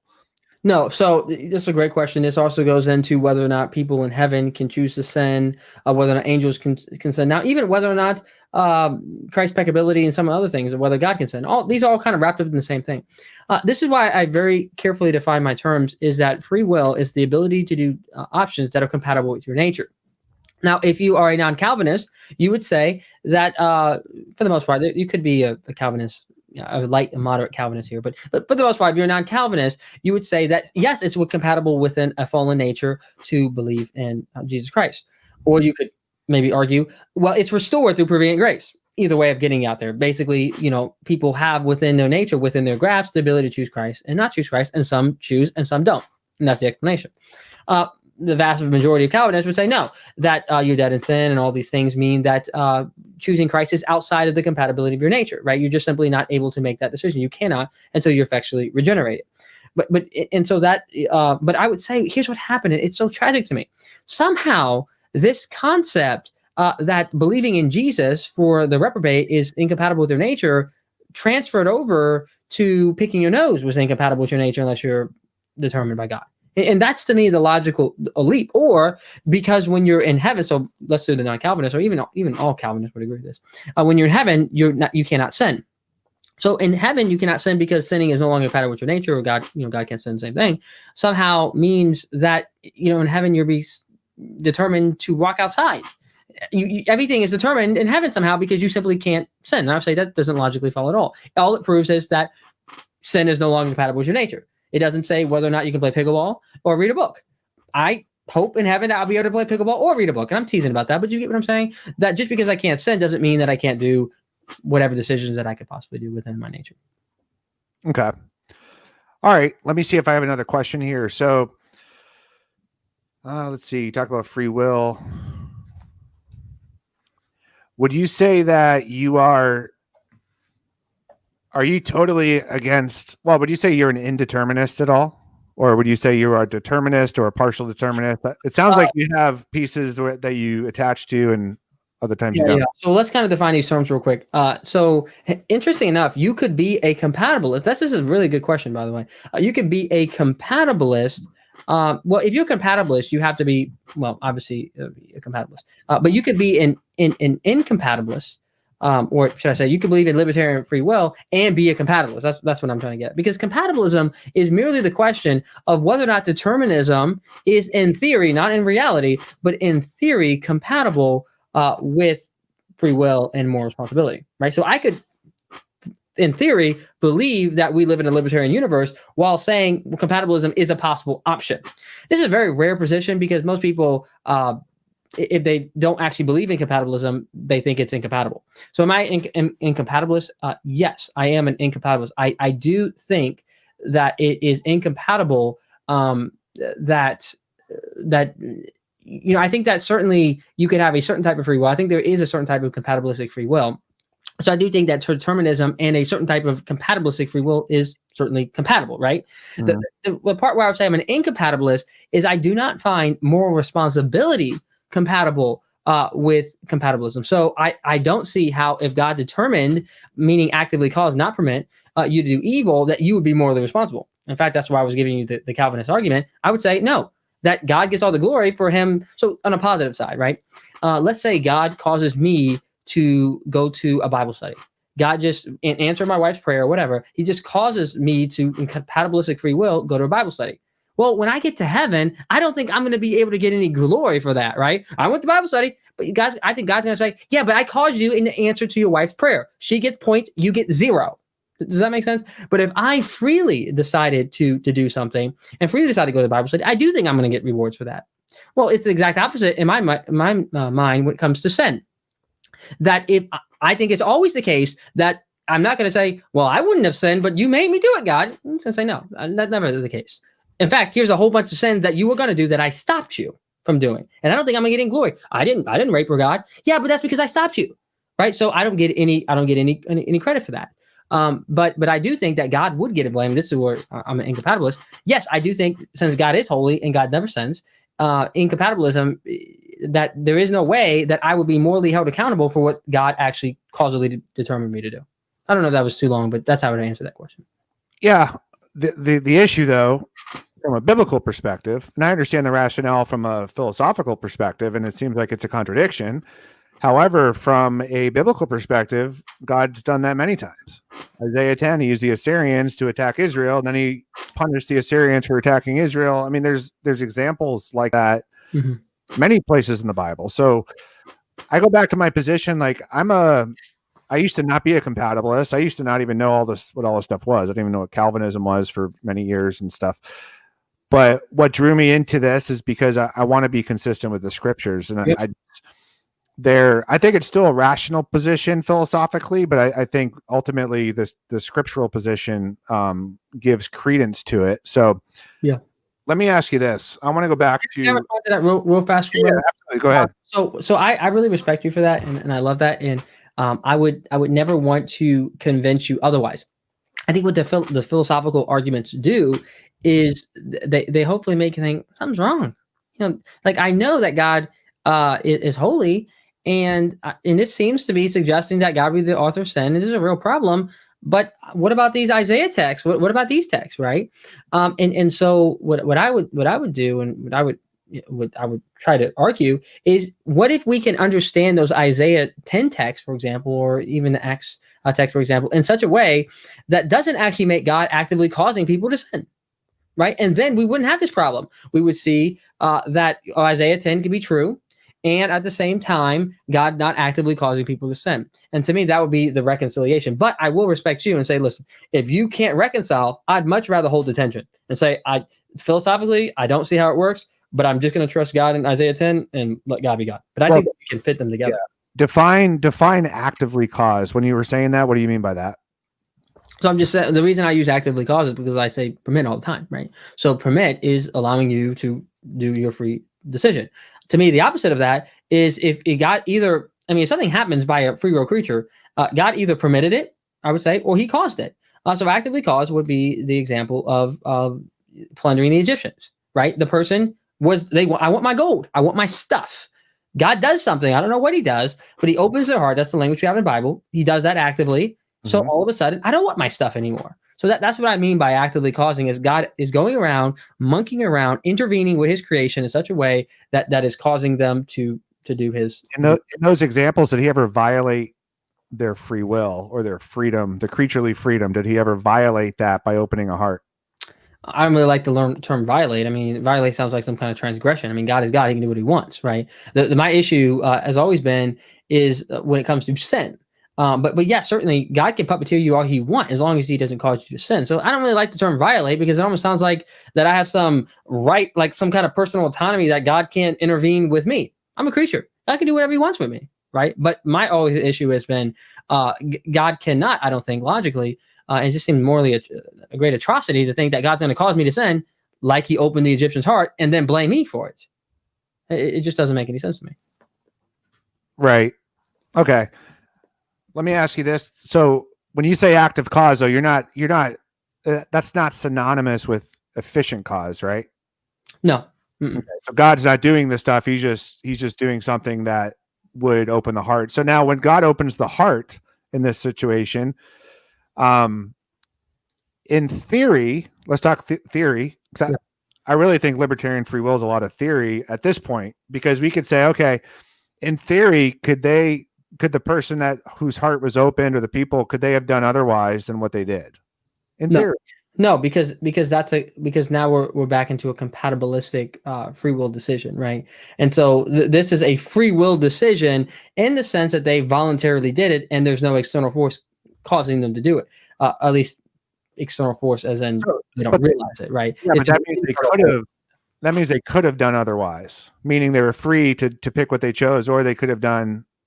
Well, what I'm saying is, I don't. This to me is not a libertarian free decision. This is a compatibilistic free decision. The whole opening of the heart was effectual by nature, right? Okay. So God opening the heart was ensuring that the person's heart would be open and they will respond by giving their stuff away. So when God does that, there is no way that it is going to fail. So let's go to the New Testament. Let's go to Acts 4, all those passages 4 and Acts 2. You got the crucifixion. You got Pilate.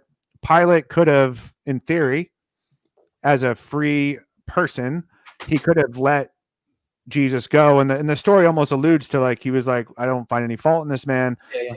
All right. So now we also know that God determined all this stuff, so Pilate wasn't going to let him go. But in theory, I feel like a libertarian free will person would have to be consistent and say Pilate could have chosen to let Jesus go, which would have thwarted the whole thing, right? So do you agree that Pilate was a libertarianly free man where he could have let Jesus go had he have wanted to? Yeah. So, well, I think even as a compatibilist, you could say that, right? If he had wanted to, that kind of, that kind of thing, counterfactual reality. But I would say contra-causal. So yes, I would say yes, that I think it was compatible within Pilate's nature to condemn Christ or to not condemn Christ, right? That's all compatible with his nature. And that's why he's so guilty for condemning him. Because I think at the judgment day, God will look at this person and say, you should have not done this. And you could have not done this, but you decided to do this. Now that comes up, I think the reason you brought this up is it gets thorny here, right? Because what happens if Pilate, in fact, does decide this man's innocent, I'm not doing this. And now Christ is not crucified and we're still dead in our sins and the whole plan of God completely fails. We can't go that route either. To me, this is where God's foreknowledge comes in. That God knows Pilate, just like he knows the Canaanites under hornet situations. He knows if it's hornets that they're going to leave. He knows that Pilate's going to crumble necessarily under this circumstance, under the pressure of the Jews, and that this will not happen. So yes, it's theoretically possible in theory, but in actuality, it was 100% certain that Pilate, under this circumstance, would in fact do exactly as he did, because God's foreknowledge is perfect and never fails. And it was predestined. It literally says it was predestined and the plan and all the stuff. So, but here's the thing though. I don't know if you noticed, but you said Pilate would still be morally responsible, which I agree. You said Pilate would still be morally responsible.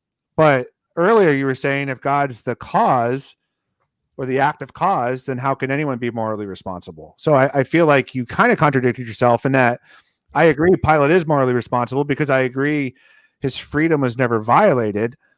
He actually literally chose to crucify Christ and to go through with it. However, that was all still predetermined. Pilate was never going to do otherwise. And the way I explain this is, for one, I think that the definition, I think it satisfies the definition of freedom, where Pilate freely chose to do what he wanted. He wanted to possibly let him go, but he wanted to not let him go more than he wanted to let him go. And I would say Pilate had the capacity to let him go, but in that moment, not the ability. So I think we have a capacity to do all kinds of things. And so I think that's my answer to a lot of the contra-causal stuff and the ability to do otherwise. It's okay. Yeah. Okay, great. We have the capacity. I mean, people have the capacity to choose Christ in theory. I mean, we're all humans. However, they don't have the ability to actually literally believe, and they don't want to. They would never want to. So can you go back to the morally responsible Pilate and tell me how that? Yeah, so I think maybe something got a little confused. What I was saying is that the reason that Pilate is morally responsible is because he had a choice, and there was an option to let Christ go or not to let Christ go. In fact, this is one of the things, and we may never get to this, but this is one of the things that kind of moved me away from determinism. So I, at one point, was a determinist. And then I shortly there fell out of it, right? Because I was like, this is crazy, and all due respect. And there's some serious problems with this. But one of the scriptures that convinced me that determinism was necessarily false was 1 Corinthians 10:13.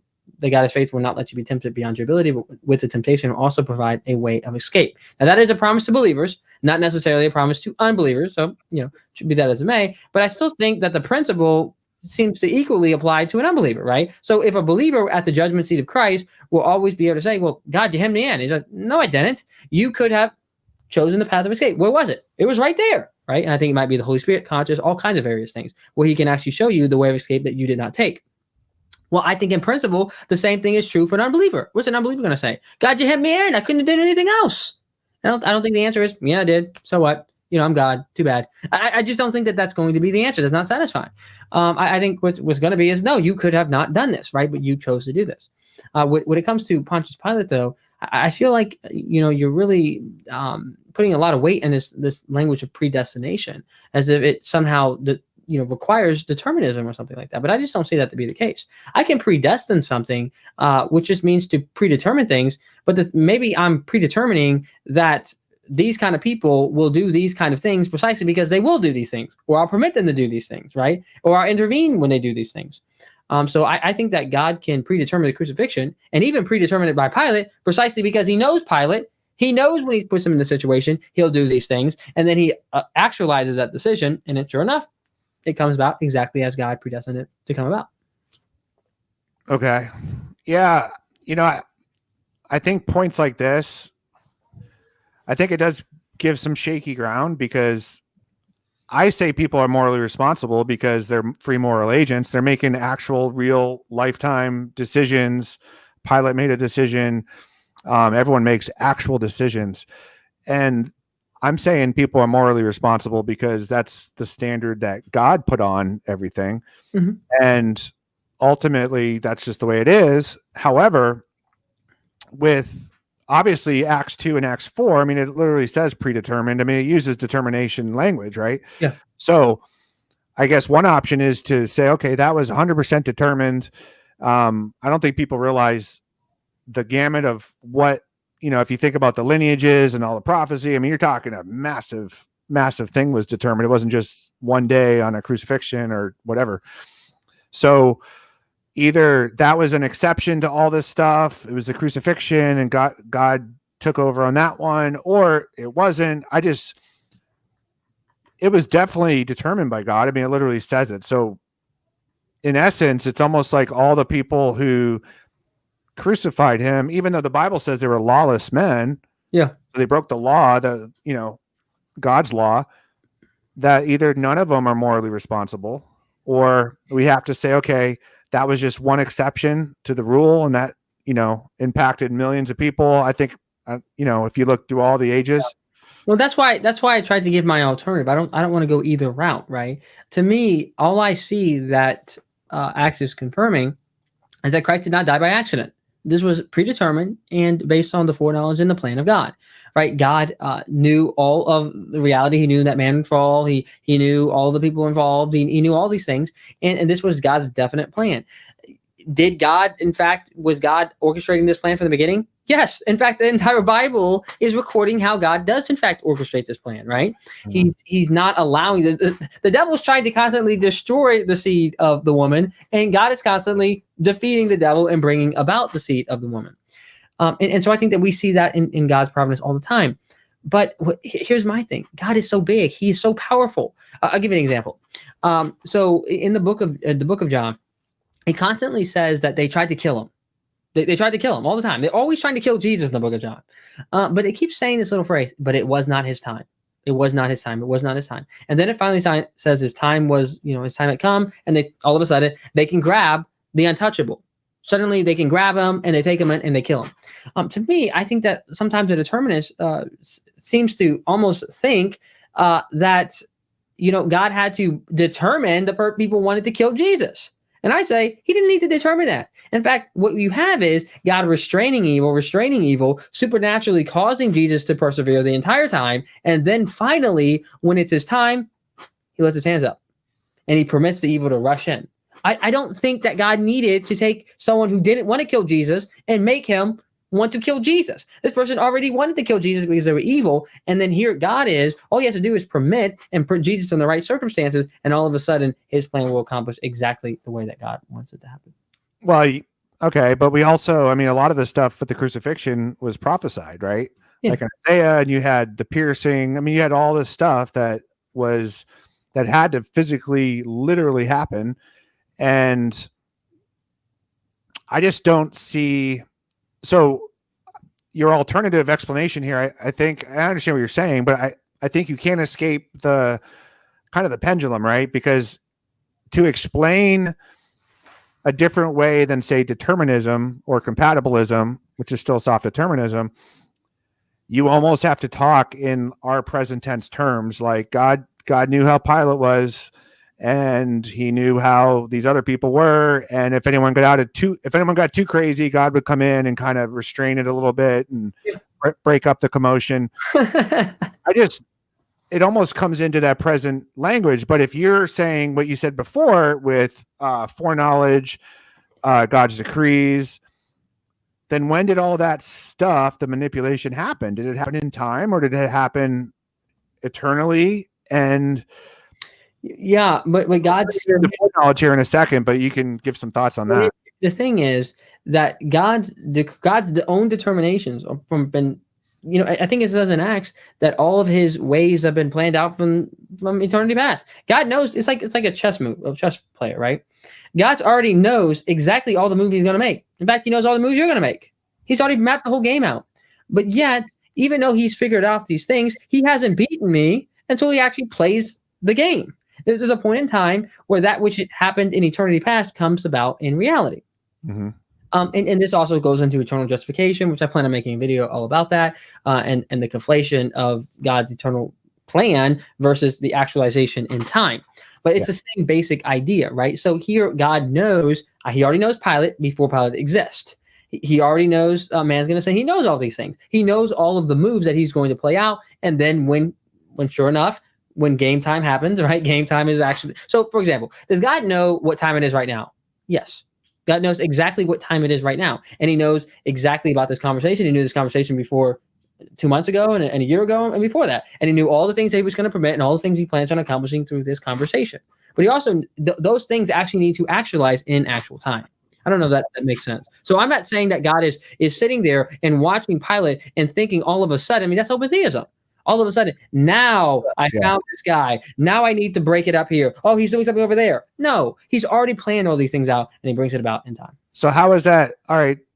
And I agree with that. And I'm glad we you clarified that a little bit, because I do agree, like some of that language does sound like open theism, which I know you're not. So, but going back to God has a plan and it's mapped out and we're playing it out, basically, I can agree with that. I think God is interacting with us in our time, even though he's eternal. Yeah. But how does that get around determinism? Because you just basically described compatibilism in the sense that God mapped out all the plan, all the possibilities, and the people are doing exactly what's already mapped out. And part B to that comment, you can comment on that first if you want, but what is God's knowledge, is foreknowledge? What is that based on?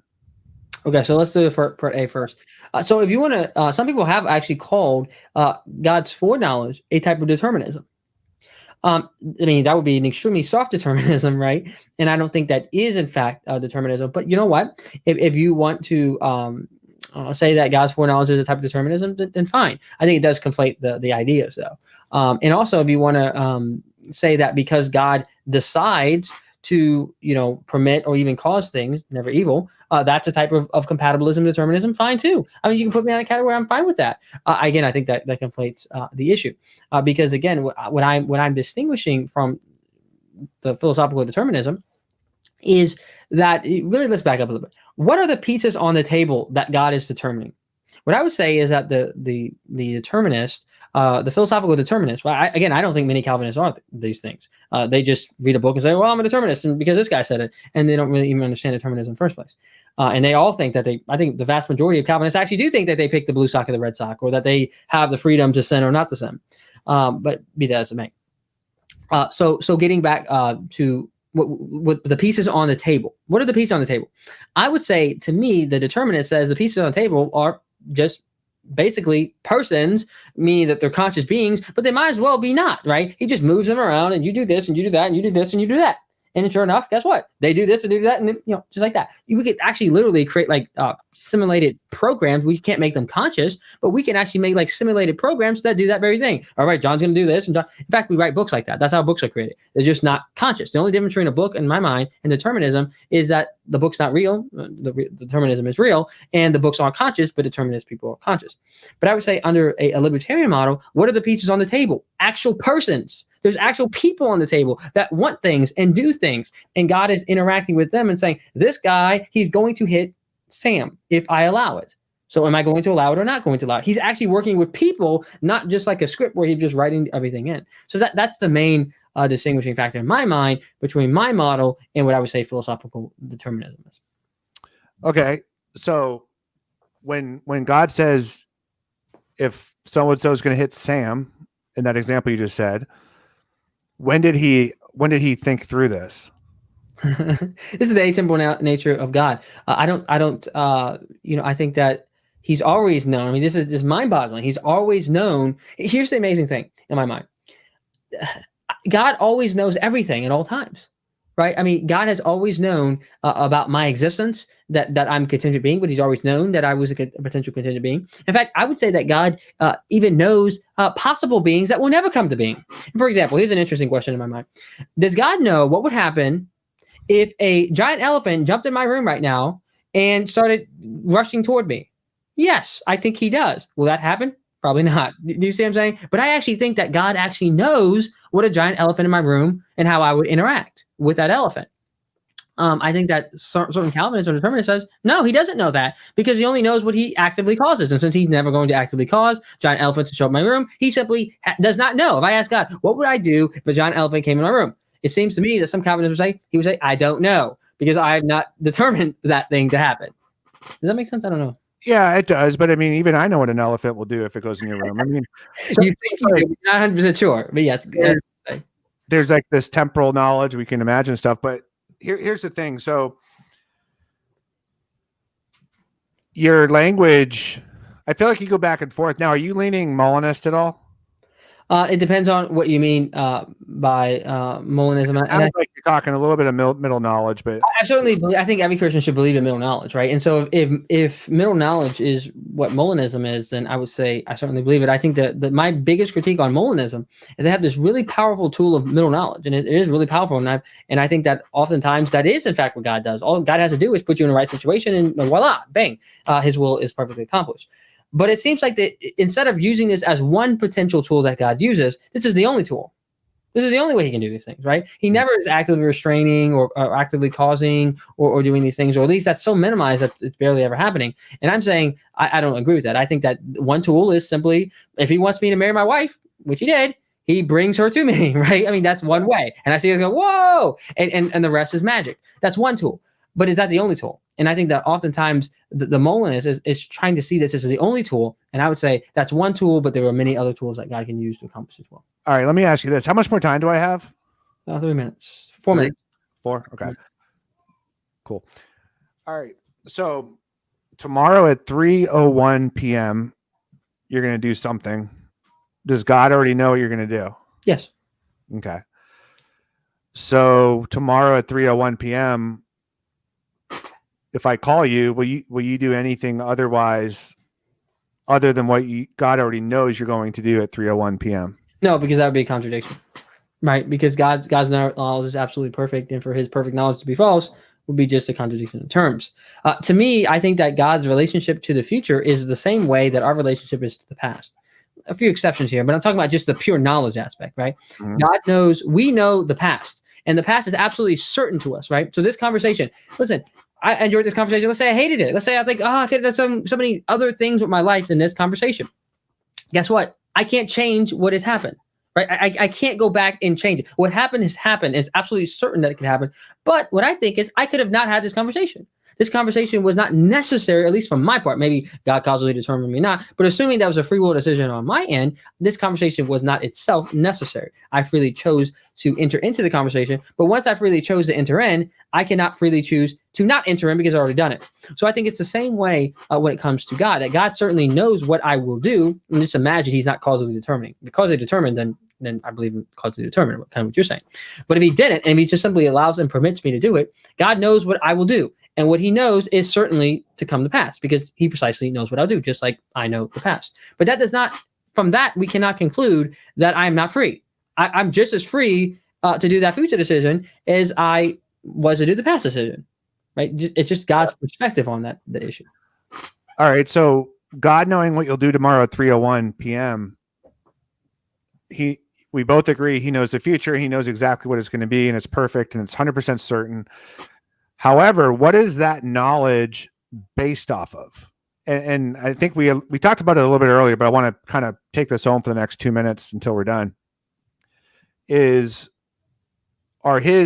I'm assuming you believe in God's decrees. Yeah. So is his decrees based on his foreknowledge, or is his foreknowledge based on his decrees? I think it's a overlapping kind of thing, right? And so, for example, I think one example of a decree that's based on foreknowledge is the decree to save anybody. Right? I don't think that God, again, this is where infralapsarian comes in. I don't think that God causes people to sin in order to accomplish his decree to save. No, I think that he foreknows that people will sin. He foreknows that he will permit that, and then he decrees that he's going to send Jesus Christ to come and save those who believe. So in that sense, logically, he first foreknows, then he decrees. But certain other decisions, like to send the sun instead of doing something else, right? I mean, he doesn't sit there and look down the time and says, look, someone's sending the sun.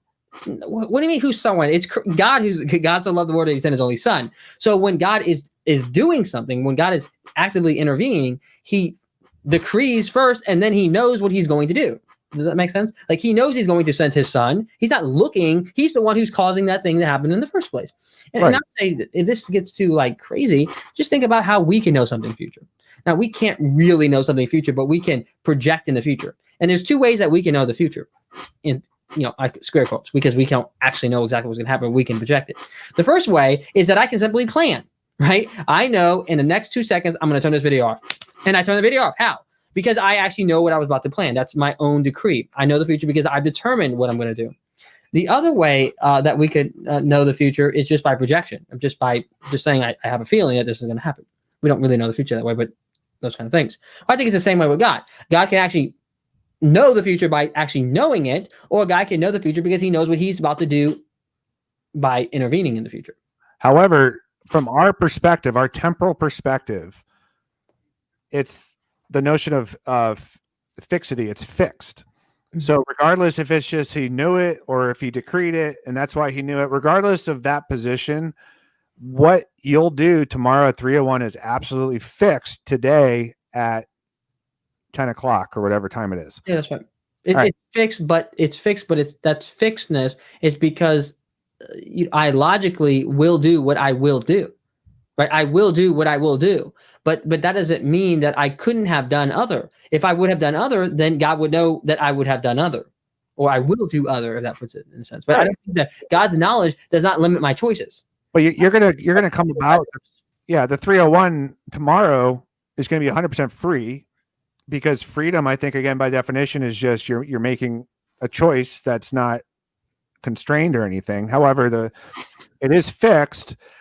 I guess our time's up, but I like this conversation because it really, these are implications. Pretty much every system has these things to kind of wrestle with and do their best to come up with. But absolutely, I really enjoyed this conversation, Derek. So now we're going to move into the question and answer time. So if you guys have been saving up your questions, I'll try to dig out some old questions as well. But if you've been saving questions or have a new question, please throw one out there.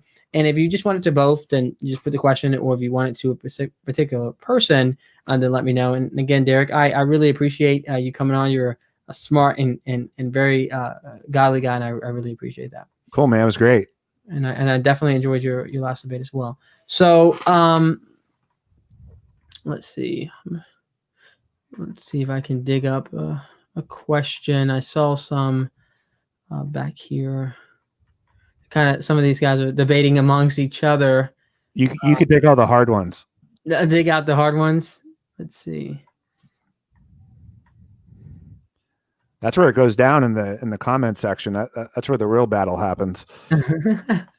Yeah, these guys are good guys here. Let's see. I've seen them. Yeah, they're still debating up there. So, okay, here's one from Apologetics from the Attic. God is the subject of the verb predestined. Is that correct? What would you say? If I'm reading it the way I think he's writing it, I would say yes. Yeah, I would agree with that. This reminds me of the conversation I had with Sonny Hernandez, and he was making a big point about this, the fact that it's an active verb and not a passive verb, and all these ideas.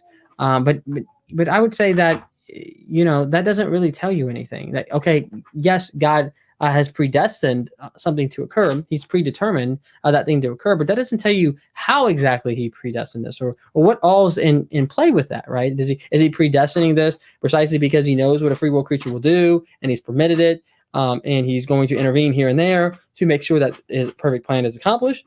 Or is he predestined it by simply compatibilistically determining everything along the way? I think that both are compatible with such a scheme, and then we have to think through theological implications, and such as, does it make God the author of sin, and what else does the Bible say about this matter, and so forth and so on. But I don't think, from a simplistic standpoint, that simply asking if the verb is active or passive will determine the questions or the answers to those questions. Yeah, I kind of took it as it originates from God, as in, it's 100% his will based off of his own purposes. Yeah, that's right. Let's see. Okay, here's another one. Did the crucifixion have to involve sin? What do you think? Well, yeah, because it was predetermined. And, even the language I hit on earlier, it was from lawless men. It was murder. I mean, I've argued with people that say that it wasn't murder because it was predetermined, but I think 100% it was murder of Christ. So I think it involves sin because that was predestined. Every single action was predestined and predetermined. So yeah. Yeah, I would agree. I think that certainly the crucifixion had to involve sin. I think that everything was, in fact, predetermined and predestined. To me, the debate, I think the text is very clear that everything was predestined and predetermined based on the foreknowledge and the plan of God. There's no question about that. The only question is, how did God do this? right? Did he do it by, like I said, compatibilistically determining everything, or did he do this with a combination of compatibilism and a combination of knowing what free will creatures would do and permitting that and so forth? I think, but yeah, certainly what was going to happen certainly happened. Christ was going to be killed by lawless men. This whole event was going to have sin, and if we're going to not be determinists, we need to have a robust explanation and not simply not deny the fact that this was determined, like the Bible clearly teaches. All right, here's a question for me, exploring theology on your view.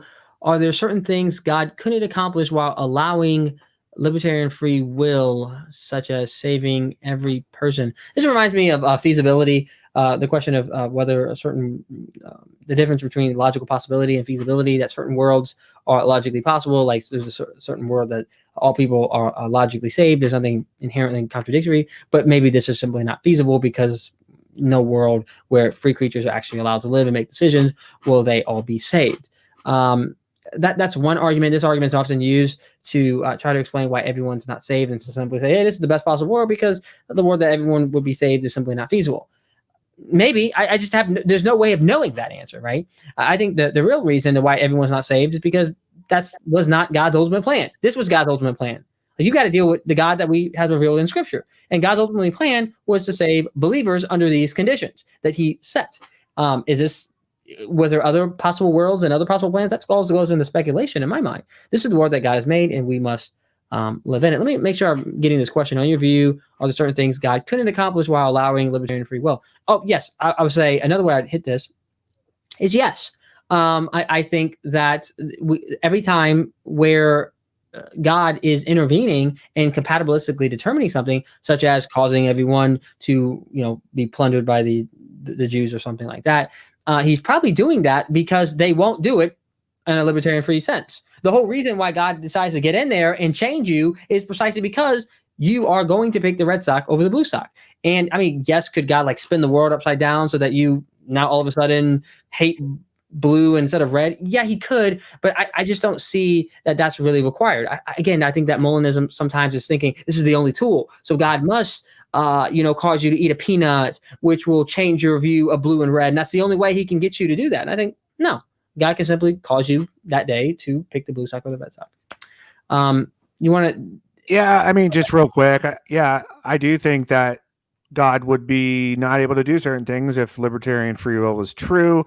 I think a lot of people's definitions, especially of libertarian free will, would require this. I think JD's is a kind of a morph kind of between compatibilistic freedom and libertarian free will, my personal opinion. But, if something's going to be truly libertarian, is God libertarian? And if God's libertarian, in every single second, it's up to him what he has chosen already. And then man has to have this libertarian sense. Like, I don't think it's metaphysically possible to exist in the universe at the same time. Yeah, real quick, I want to ask you about that, Derek. You mentioned that before. So I just want to flesh it out real quick. What is the problem of, there being multiple wills in the universe? Like there's the will of God, and then there's the will of JD Martin and the will of Derek. I mean, how does you keep saying it's not metaphysically possible. Can you flesh that out? Yeah, it is possible to have multiple wills, but I'm saying if for a true libertarian will, because and I know this wasn't your definition, but what I found is a lot of people have different definitions of libertarian free will. Everyone throws it out and it means this, it means that. And then if you attack a position, they're like, that's not what I mean. I mean it this way. And it's like that whole thing, right? Yeah. But most people are saying that given the same exact situation, the same exact everything, circumstances, you could have just as easily chosen another option. Well, if that's truly true, then I think it totally violates foreknowledge. I think it totally violates that, because either God already knew it, he predestined it, or his will to have you do a certain thing or to accomplish a certain result would clash with a libertarian will of a person. That's kind of where I'm coming at from it. So only in a very strict libertarian sense, not that we all have wills at the same time. I get that. Yeah. I mean, I do think that there only could be one ultimately completely self-autonomous being that accomplishes all his will. I mean, you can't have two beings like that. I just don't think that that's required for libertarian free will. All right, so let's see. Question for JD. So God didn't create the universe to display his glory in all his attributes, including his wrath and grace. So Christ is plan B in your view? Is Christ plan B in my view?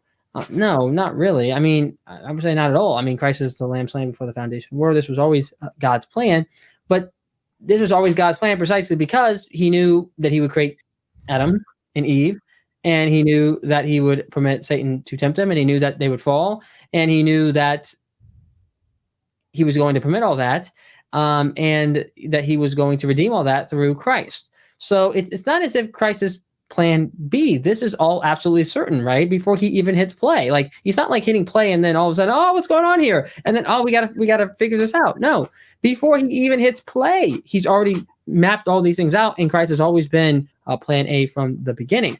But I would say that doesn't mean, though, that God causally determined all of those things. And again, the Westminster Confession itself says that God permitted the fall. It intentionally distances itself from this idea that God causes and actively brings about the fall because it would make God the author of sin. And the Westminster Confession doesn't want to do that, right? And wants to say, here, Adam's an innocent person. He's not causally determined by God to sin. He's actually just permitted. So that's the way I would answer that. Derek, anything? Yeah, I mean, I'd agree with David Lewis there. I would say that God permitting, so because, I mean, and I asked you this earlier, that the plan of salvation, the plan of Christ on the cross, that was already predetermined. You agree to that before the fall, that was already set in stone. So again, it goes back to the language of permitting. So God permitting the fall to happen was based, to me, it was basically that he could have not had any of the fall happen. He didn't have to put the tree of knowledge of good and evil. He didn't have to do a lot of stuff, right? So he permitted it, and that's the sense that he was okay with this world starting with this whole the plan of redemption and all this stuff. And we didn't even get to this much, and I'm not going to open it now, but we talk about sin entering the universe. I mean, what about Lucifer? I mean, what gave him the inclinations? And that's a whole other rabbit trail. Yeah, that's a mystery. I'll say it's a mystery. Certainly. Okay, so here's another thing from good old David. Apologetics from the attic. So the fall was something God didn't want to happen. He wanted everything to be good, but just couldn't pull it off because of free will. No, I wouldn't say that at all. I would say that this was, in fact, God's plan. God gave man free will. He put him in a garden. He gave him a test. He wanted to do that. He didn't want him to fall, as in it was not his desire for him to fall. But certainly he decided to allow him to fall. Why? Because God had a plan to redeem all humanity through this glorious plan of sending his son. But that's, again, to me, things are complex. God, in one sense, desired this to happen in the sense that he had this grand plan of why did he even do this in the first place. In that sense, he desired this to happen, yes. But in the sense that he was sitting there like hoping and actually like cheering on for Adam. And could you just imagine heaven just cheering? Yeah, he disobeyed me. All right, I got to go down there and look mad. All right, game face. All right, let's go look mad. Come on. I mean, this is just crazy. Like, there is nothing about the scriptures that even suggests that God went down there and he was pretending to be upset with Adam. I just don't see it, right? I mean, you look at even the person of Christ, how I would have wanted to gather you, but you were not willing. God is not pretending. Christ is not pretending to want to gather people. He really does want to gather these people, and he really is upset when creatures sin against him. Yeah, I'd say definitely he wanted it to happen, and that he planned it to be so, and he could have not had it happen. And of course, I think we have different faculties than Adam had, and that Adam could have chosen not to sin. Plus, he could choose to sin until he sinned, which we don't have that same faculty, in my opinion, to choose to not sin, as in big. I want to get into that. Hopefully, we can get into that a little bit. That point that you just made is a really, I think, a really important point, and one of the things that actually caused me to stop self-identifying so much as a determinist. Let's see here.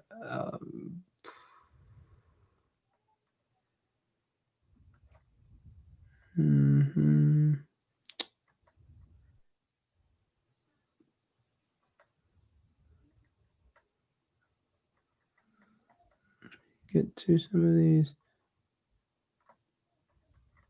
Let me just go to the. All right. All right, here's one. Okay. JD Martin question: would you say that God is not creating a rebellious people to carry out Calvary? God is using rebellious people to carry out Calvary. Yes, that's exactly what I would say. Yes, man is inherently sinful and wicked and vile. He's not going around looking for lackeys. He's not taking innocent people and making them wicked. No, that he is not creating them. They're already wicked. They already hate Jesus. They want to destroy him.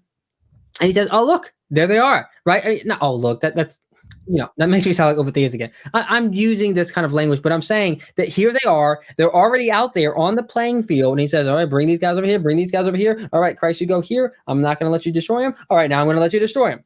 That's the way that I would view this. It's not this guy's over here minding his own business. Hey, you, look at Jesus. Oh, what do I don't see anything? Oh, wait. Do you see it now? Yes. Now you want to kill him, right? Oh, yeah, you do. All right, now get over there and do it. To me, this makes God the evil mad scientist that goes around determining and causing people to do evil, and I don't think that that's what God's doing at all. So I would absolutely agree with that.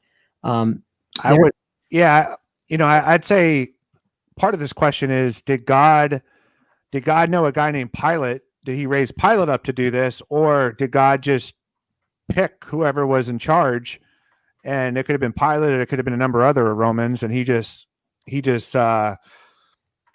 manipulated, if you want to use that word. I hate that word, but to bring his plan about.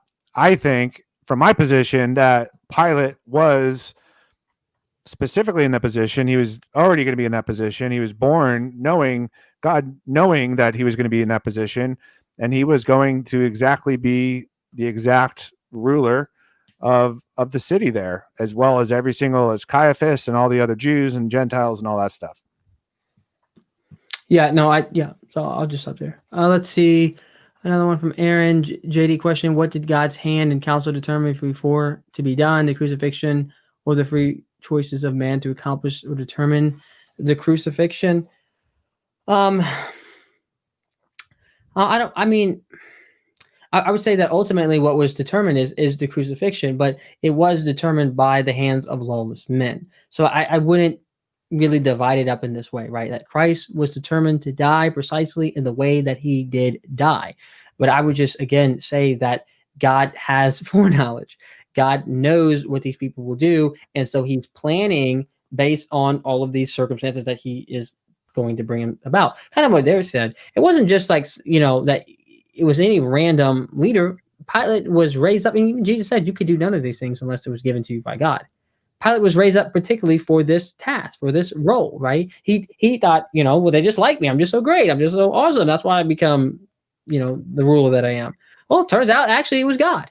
Now, how much of that was God intervening or superintending? We have no idea. I have no way to know that. But very well, it might have been a lot of God, or maybe less. But I definitely think, though, that God both determined the crucifixion and it be done by these people as well. Yeah, I agree with that. And I agree that the people freely crucify Christ, but God also ordained the freedom of them to do it. So he was 100% behind it. Everything was going to happen 100% determined. And also they did it freely at the same time. All right, absolutely. I think this one is more for you, brother. Derek, this is from good old Michael Holloway. Did God predetermine Adam's fall to fulfill the promise to send Jesus Christ, or did God know Adam would fall and predetermine Christ's death for our salvation? What would you say? I think that everything was determined. I think the foreknowledge is from the determination. So I think God, the whole plan, the whole Bible, the plan of redemption, everything was planned from the get-go. And so therefore Adam was going to fall. There was no chance that he wasn't going to fall. However, the way God ordained it was that you had all the factors. He did the tree, and then you had the serpent, and you had Eve, and all those factors came into place. And also he knew Christ, that was planned too. I mean, especially that one. I mean, that's the best part of the determination, is we can always go to the Christ crucifixion because that's 100% predetermined. And obviously he predetermined that before the fall even happened. Yeah. So it's interesting, Brother Derek. I would say that, and this kind of leads me to kind of the last little piece of discussion I think we'll have here.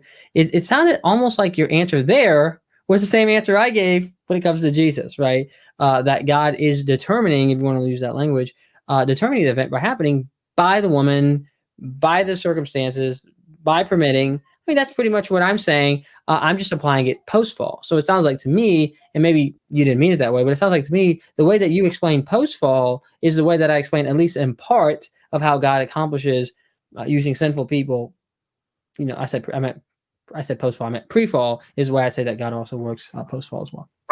Well, I still think he uses the secondary causes, the means, like, so Pontius Pilate, he used, you know, all kinds of different varying things. He could have used resentment. He could have used, you know, he was fearful of the Jews. All that stuff was used to carry out the plan. So I think the plan was 100% fixed and all the actions were 100% fixed. However, God also ordained that it was all going to be happen freely. So kind of like your analogy with the computer program, I don't think we're a computer program. So because we are free and we are morally free agents, I think that's the whole game changer. And that's what makes us responsible in the way that God determines why we're responsible. Okay. Good. So we'll wrap it up here, brother. Let me ask you a few more questions real quick. So here's what Augustine of Hippo said. He defined man and his different, and this is actually I believe the same language that's also found in the Second London Baptist Confession. It defines men and their freedom based on where their relationship between the fall and glorification is. Right. So he said that the pre-fallen man was able to sin and able not to sin. The post-fall man is not able not to sin. The regenerated man is able to not sin, so able to sin or not to sin, and then the glorified man will be unable to sin. Okay. So the pre-fall man able to sin, not sin. The post-fall man is only able to sin. The regenerated man able to sin or not to sin, and the glorified man not able to sin. Would you agree with Augustine there with those distinctions?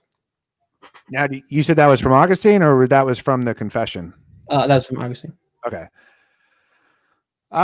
Definitely the pre-fall part. When you said after regeneration, you said they can choose to never sin after that? No, man is able not to sin. Not never sin, but this is in contrast to man is not able to sin, right? Not able to not sin, should I say. So post-fall man is not able to not sin. Regenerated man is able to not sin. Got it. Yeah. I mean, I don't know if I'm saying that right, but you get what I'm saying. That the fallen man can only sin, and the regenerated man can sin or not sin. Yeah, because the fallen man, even his quote unquote good works are like filthy rags. Yeah, I mean, from what you're telling me, it sounds like I'd pretty much agree with that, I think. Okay, so this is one of the things that to me, when I was reading Jonathan Edwards and really thinking through this back in seminary days, that I realized to me that determinism did a good job under Calvinism, did a good job of explaining the post-fall man, the unregenerate man, being not able, only able to sin. Okay, and also, and that's only under Calvinism. Under non-Calvinism, they would dispute that. But even under almost, except the most extreme forms of non-Calvinism, almost all standard Christianity would agree that the glorified man is unable to sin. So the compatibilists kind of you're able to do your greatest desires and that kind of thing. Explained very well the glorified man, and even under Calvinism, the unregenerate man. But it seemed to me to completely not be able to explain the pre-fallen man and the regenerated man.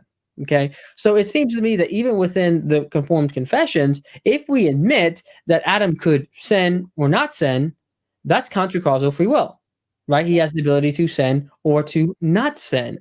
And so why does he sin or not sin? Because that was his choice, but he could have done either or. To me, that is contra causal free will. And then hitting much closer to home, the regenerated man, me and you, brother, to me, the last time you sinned, according to 1 Corinthians 10:13, you did not have to sin.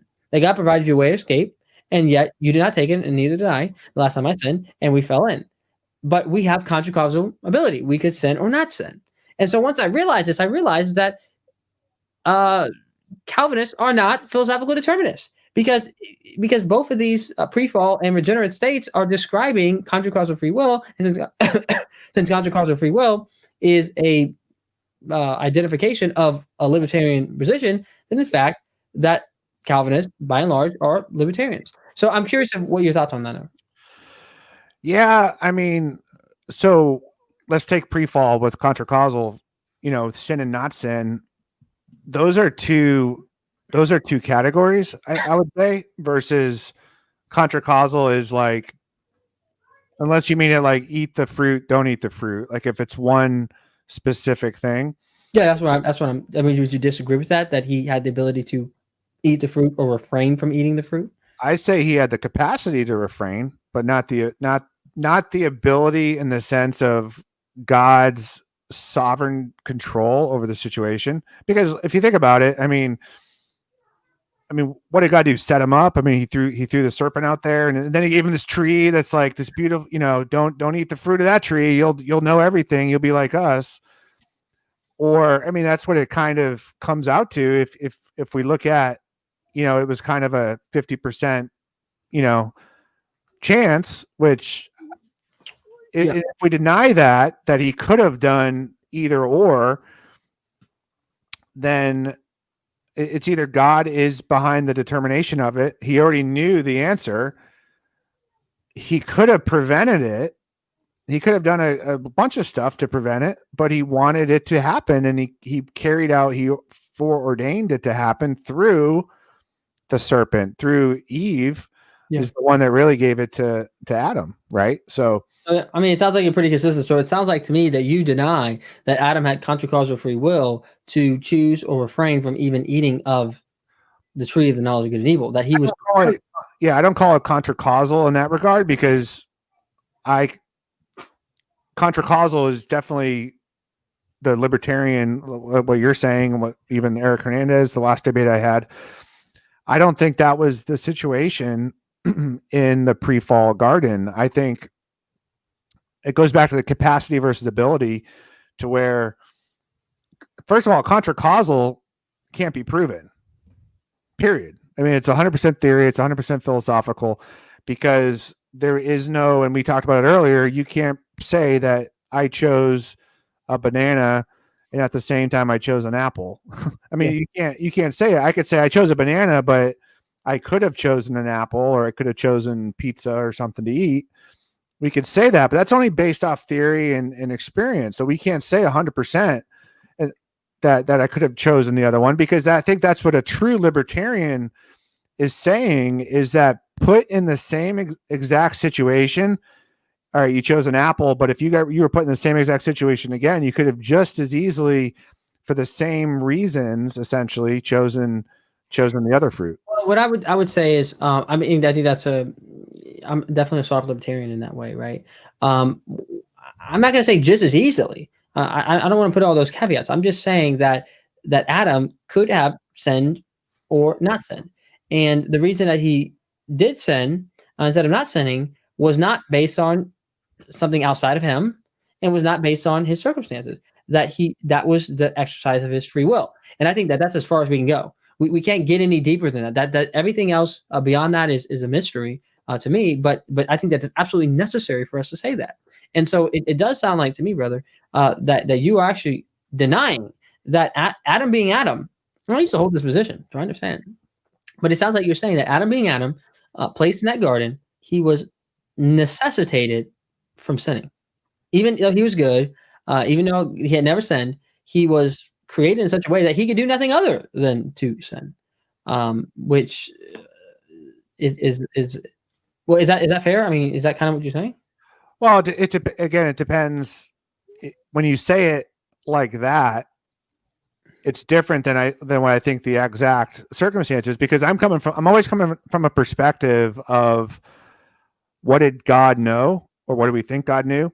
And if he actually had foreknowledge, regardless of if it's causative or not, if he actually had foreknowledge that Adam was going to sin, Adam would not have done otherwise. Could he have done otherwise? Again, that goes back to the theory. He had the capacity to, but he would not, because it's fixity. It's fixed. Yeah, I agree. To me, would and could are fundamentally different, right? Yeah, absolutely. Just because he wouldn't do something doesn't mean he couldn't have done it. And so let me ask you this about that. A follow up on that. Are you one of the Calvinists that argue that like the only form of logically consistent non-Calvinism is open theism, and that if God knows the future, then it's necessarily determinative? You see what I'm saying? That if God knows the future, he must have. I'm gonna kind of what Mike's saying right here, that foreknowledge is not determinative, so he's arguing against it. But would you actually say, no, Michael, you know what I'm talking about? Let me school you a little bit. Come over here, son. I'm teasing. But that foreknowledge is in fact determinative. Well, I would say you use the word necessity, and a lot of people freak out over that because of the modal fallacy. So I can even take a softer approach and say it's 100% certain. And I could say my position is that God knows because he decreed it. So his foreknowledge is based on his decrees, and he decrees whatever is going to come to pass. So that's where I'm coming from. Now, other people aren't coming from that position. So when they say, oh yeah, but foreknowledge isn't determinative. Okay, cool. Then, and I've asked you a few times, JD, kind of, we get into it a little bit, but what is that knowledge based off of? And that's where I asked JD 1.0 or whatever, like the JD that existed before the JD now, because someone had to exist from our temporal standpoint to carry out all this stuff. And then what about that JD? Someone had to exist before him, and it's just. I would say absolutely not. I mean, I honestly, and this is going to get weird, and maybe I shouldn't even say this, but I honestly believe that God knows what Smeagol would do if he showed up in my closet. And I recognize that Smeagol is a fictional character. You see what I'm saying? But I actually believe, so he knows what any creature, even hypothetical, would do under all circumstances, at all times, even creatures that he will never create, which I have no reason to think Smeagol will ever show up as a real person showing up in my closet. But I actually do believe that God knows what every creature would do under all circumstances, even hypothetical creatures that will never come into being. Yeah, but does God know what it would be like to pick up a rock that was too heavy to lift? No, well, that's a logical contradiction, so no. Well, but so is a non-existent kind of thing. Well, if it is a logical contradiction, then fine. I don't find a logical contradiction in knowing what hypothetical creatures would do if they existed, right? Now the key is if they existed, not that they exist, because obviously that would be a contradiction. Either they exist or they don't. But if they would exist, he knows exactly what they would do. Yes, I would even go that far. I would, though, say that a lot of people I talk to, the logical position would be open theism, because open theism, in my opinion, obviously open theists will disagree with me, but open theism, to me, it just seems like that is their answer to this, call it a conundrum of foreknowledge, because they'll say God knows all that's knowable. It's a dynamic foreknowledge, but the future actions of man is not knowable because it doesn't exist. But then God is that reactive in the moment doing things, but he's so smart. He knows all the probabilities, all the stuff. I think that would be the logical position of someone under libertarian free will, because the biggest gap there for me is the whole foreknowledge piece. And I don't even think I need to have causation in there to get an answer, because I could come and say, okay, he foreknows what he decrees. And someone could disagree with that, but at least I make an account for it in my system.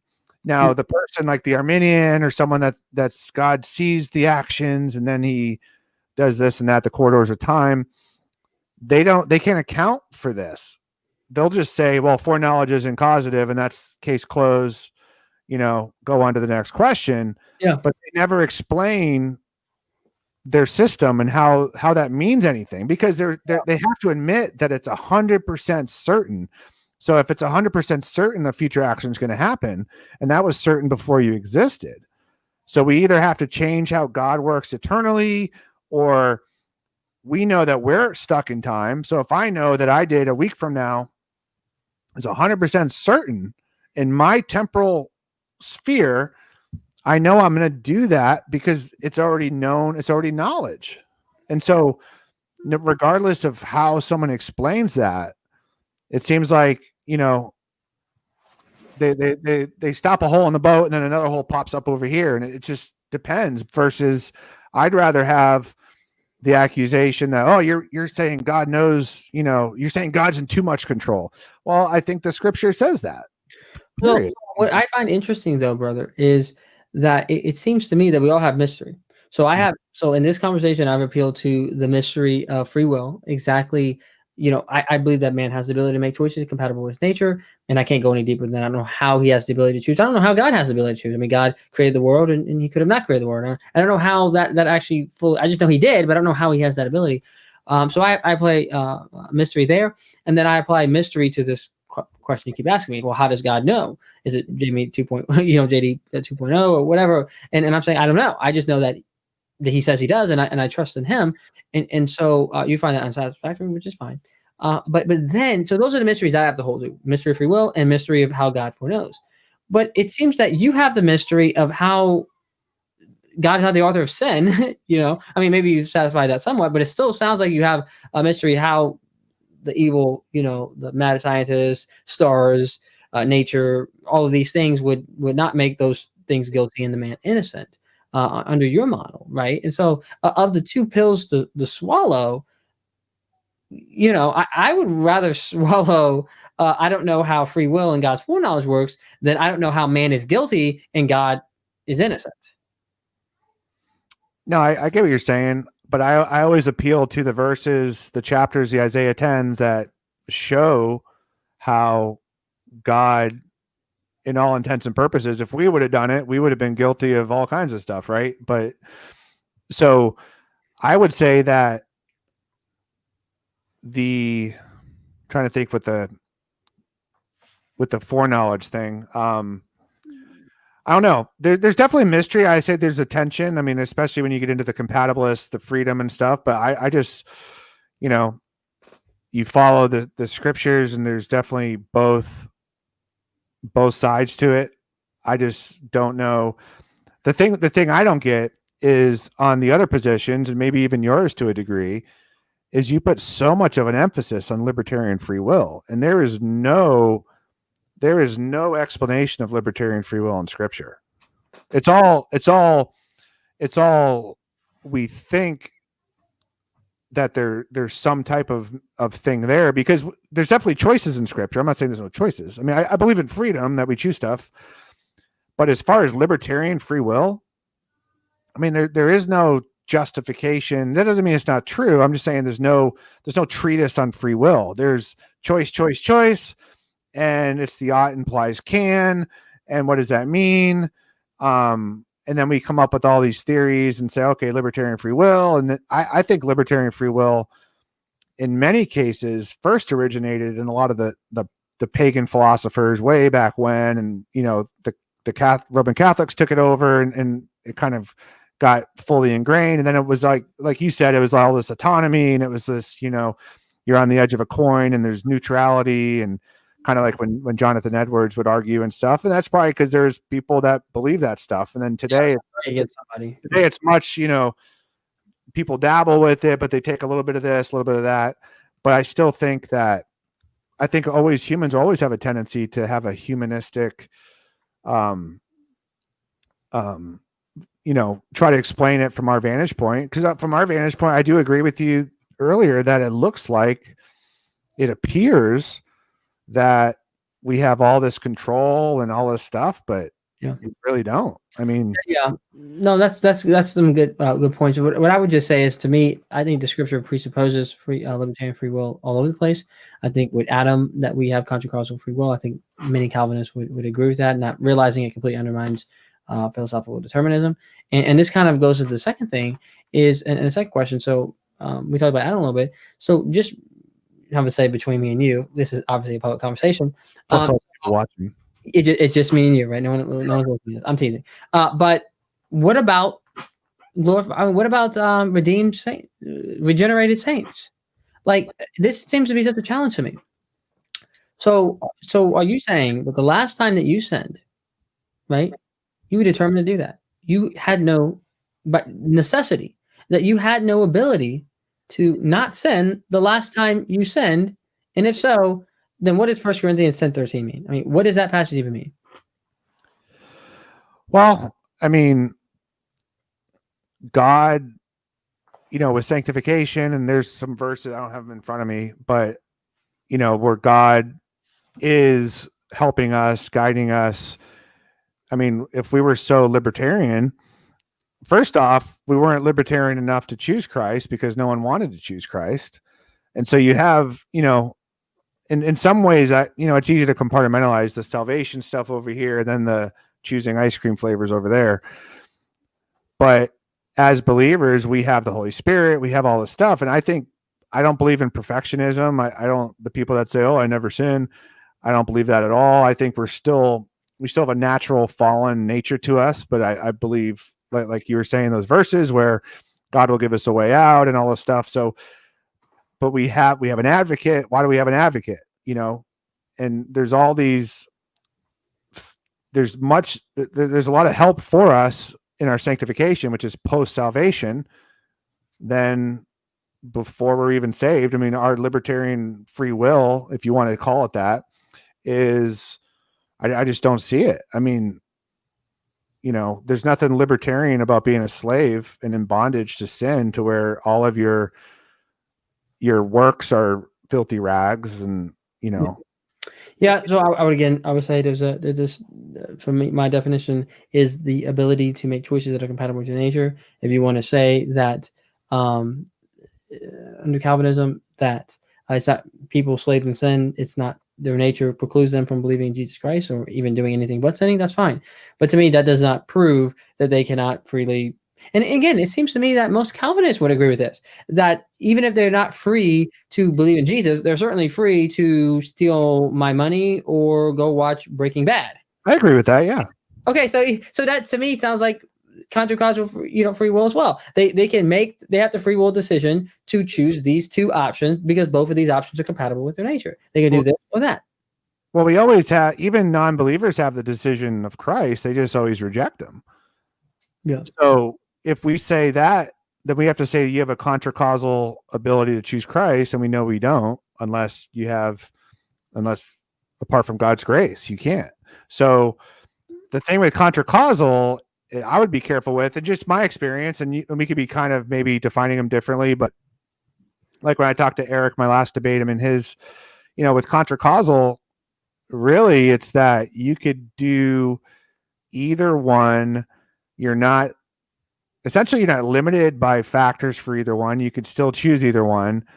Now they can, you can still have influences and preference and all this stuff, but I would just say it's not always a contra-causal thing that we're solving here. There isn't always, especially with salvation's the easy one, because we're told over and over, you cannot, you will not, you cannot, unless this happens. No one seeks God. Of course, that's on their own. Over and over, we're told of inability.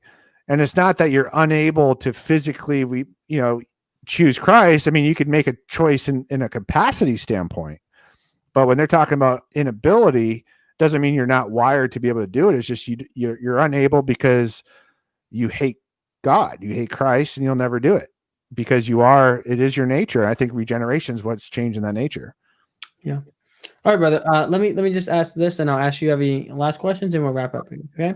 So, how would you? This one's actually to me, but I think it would be better for you first.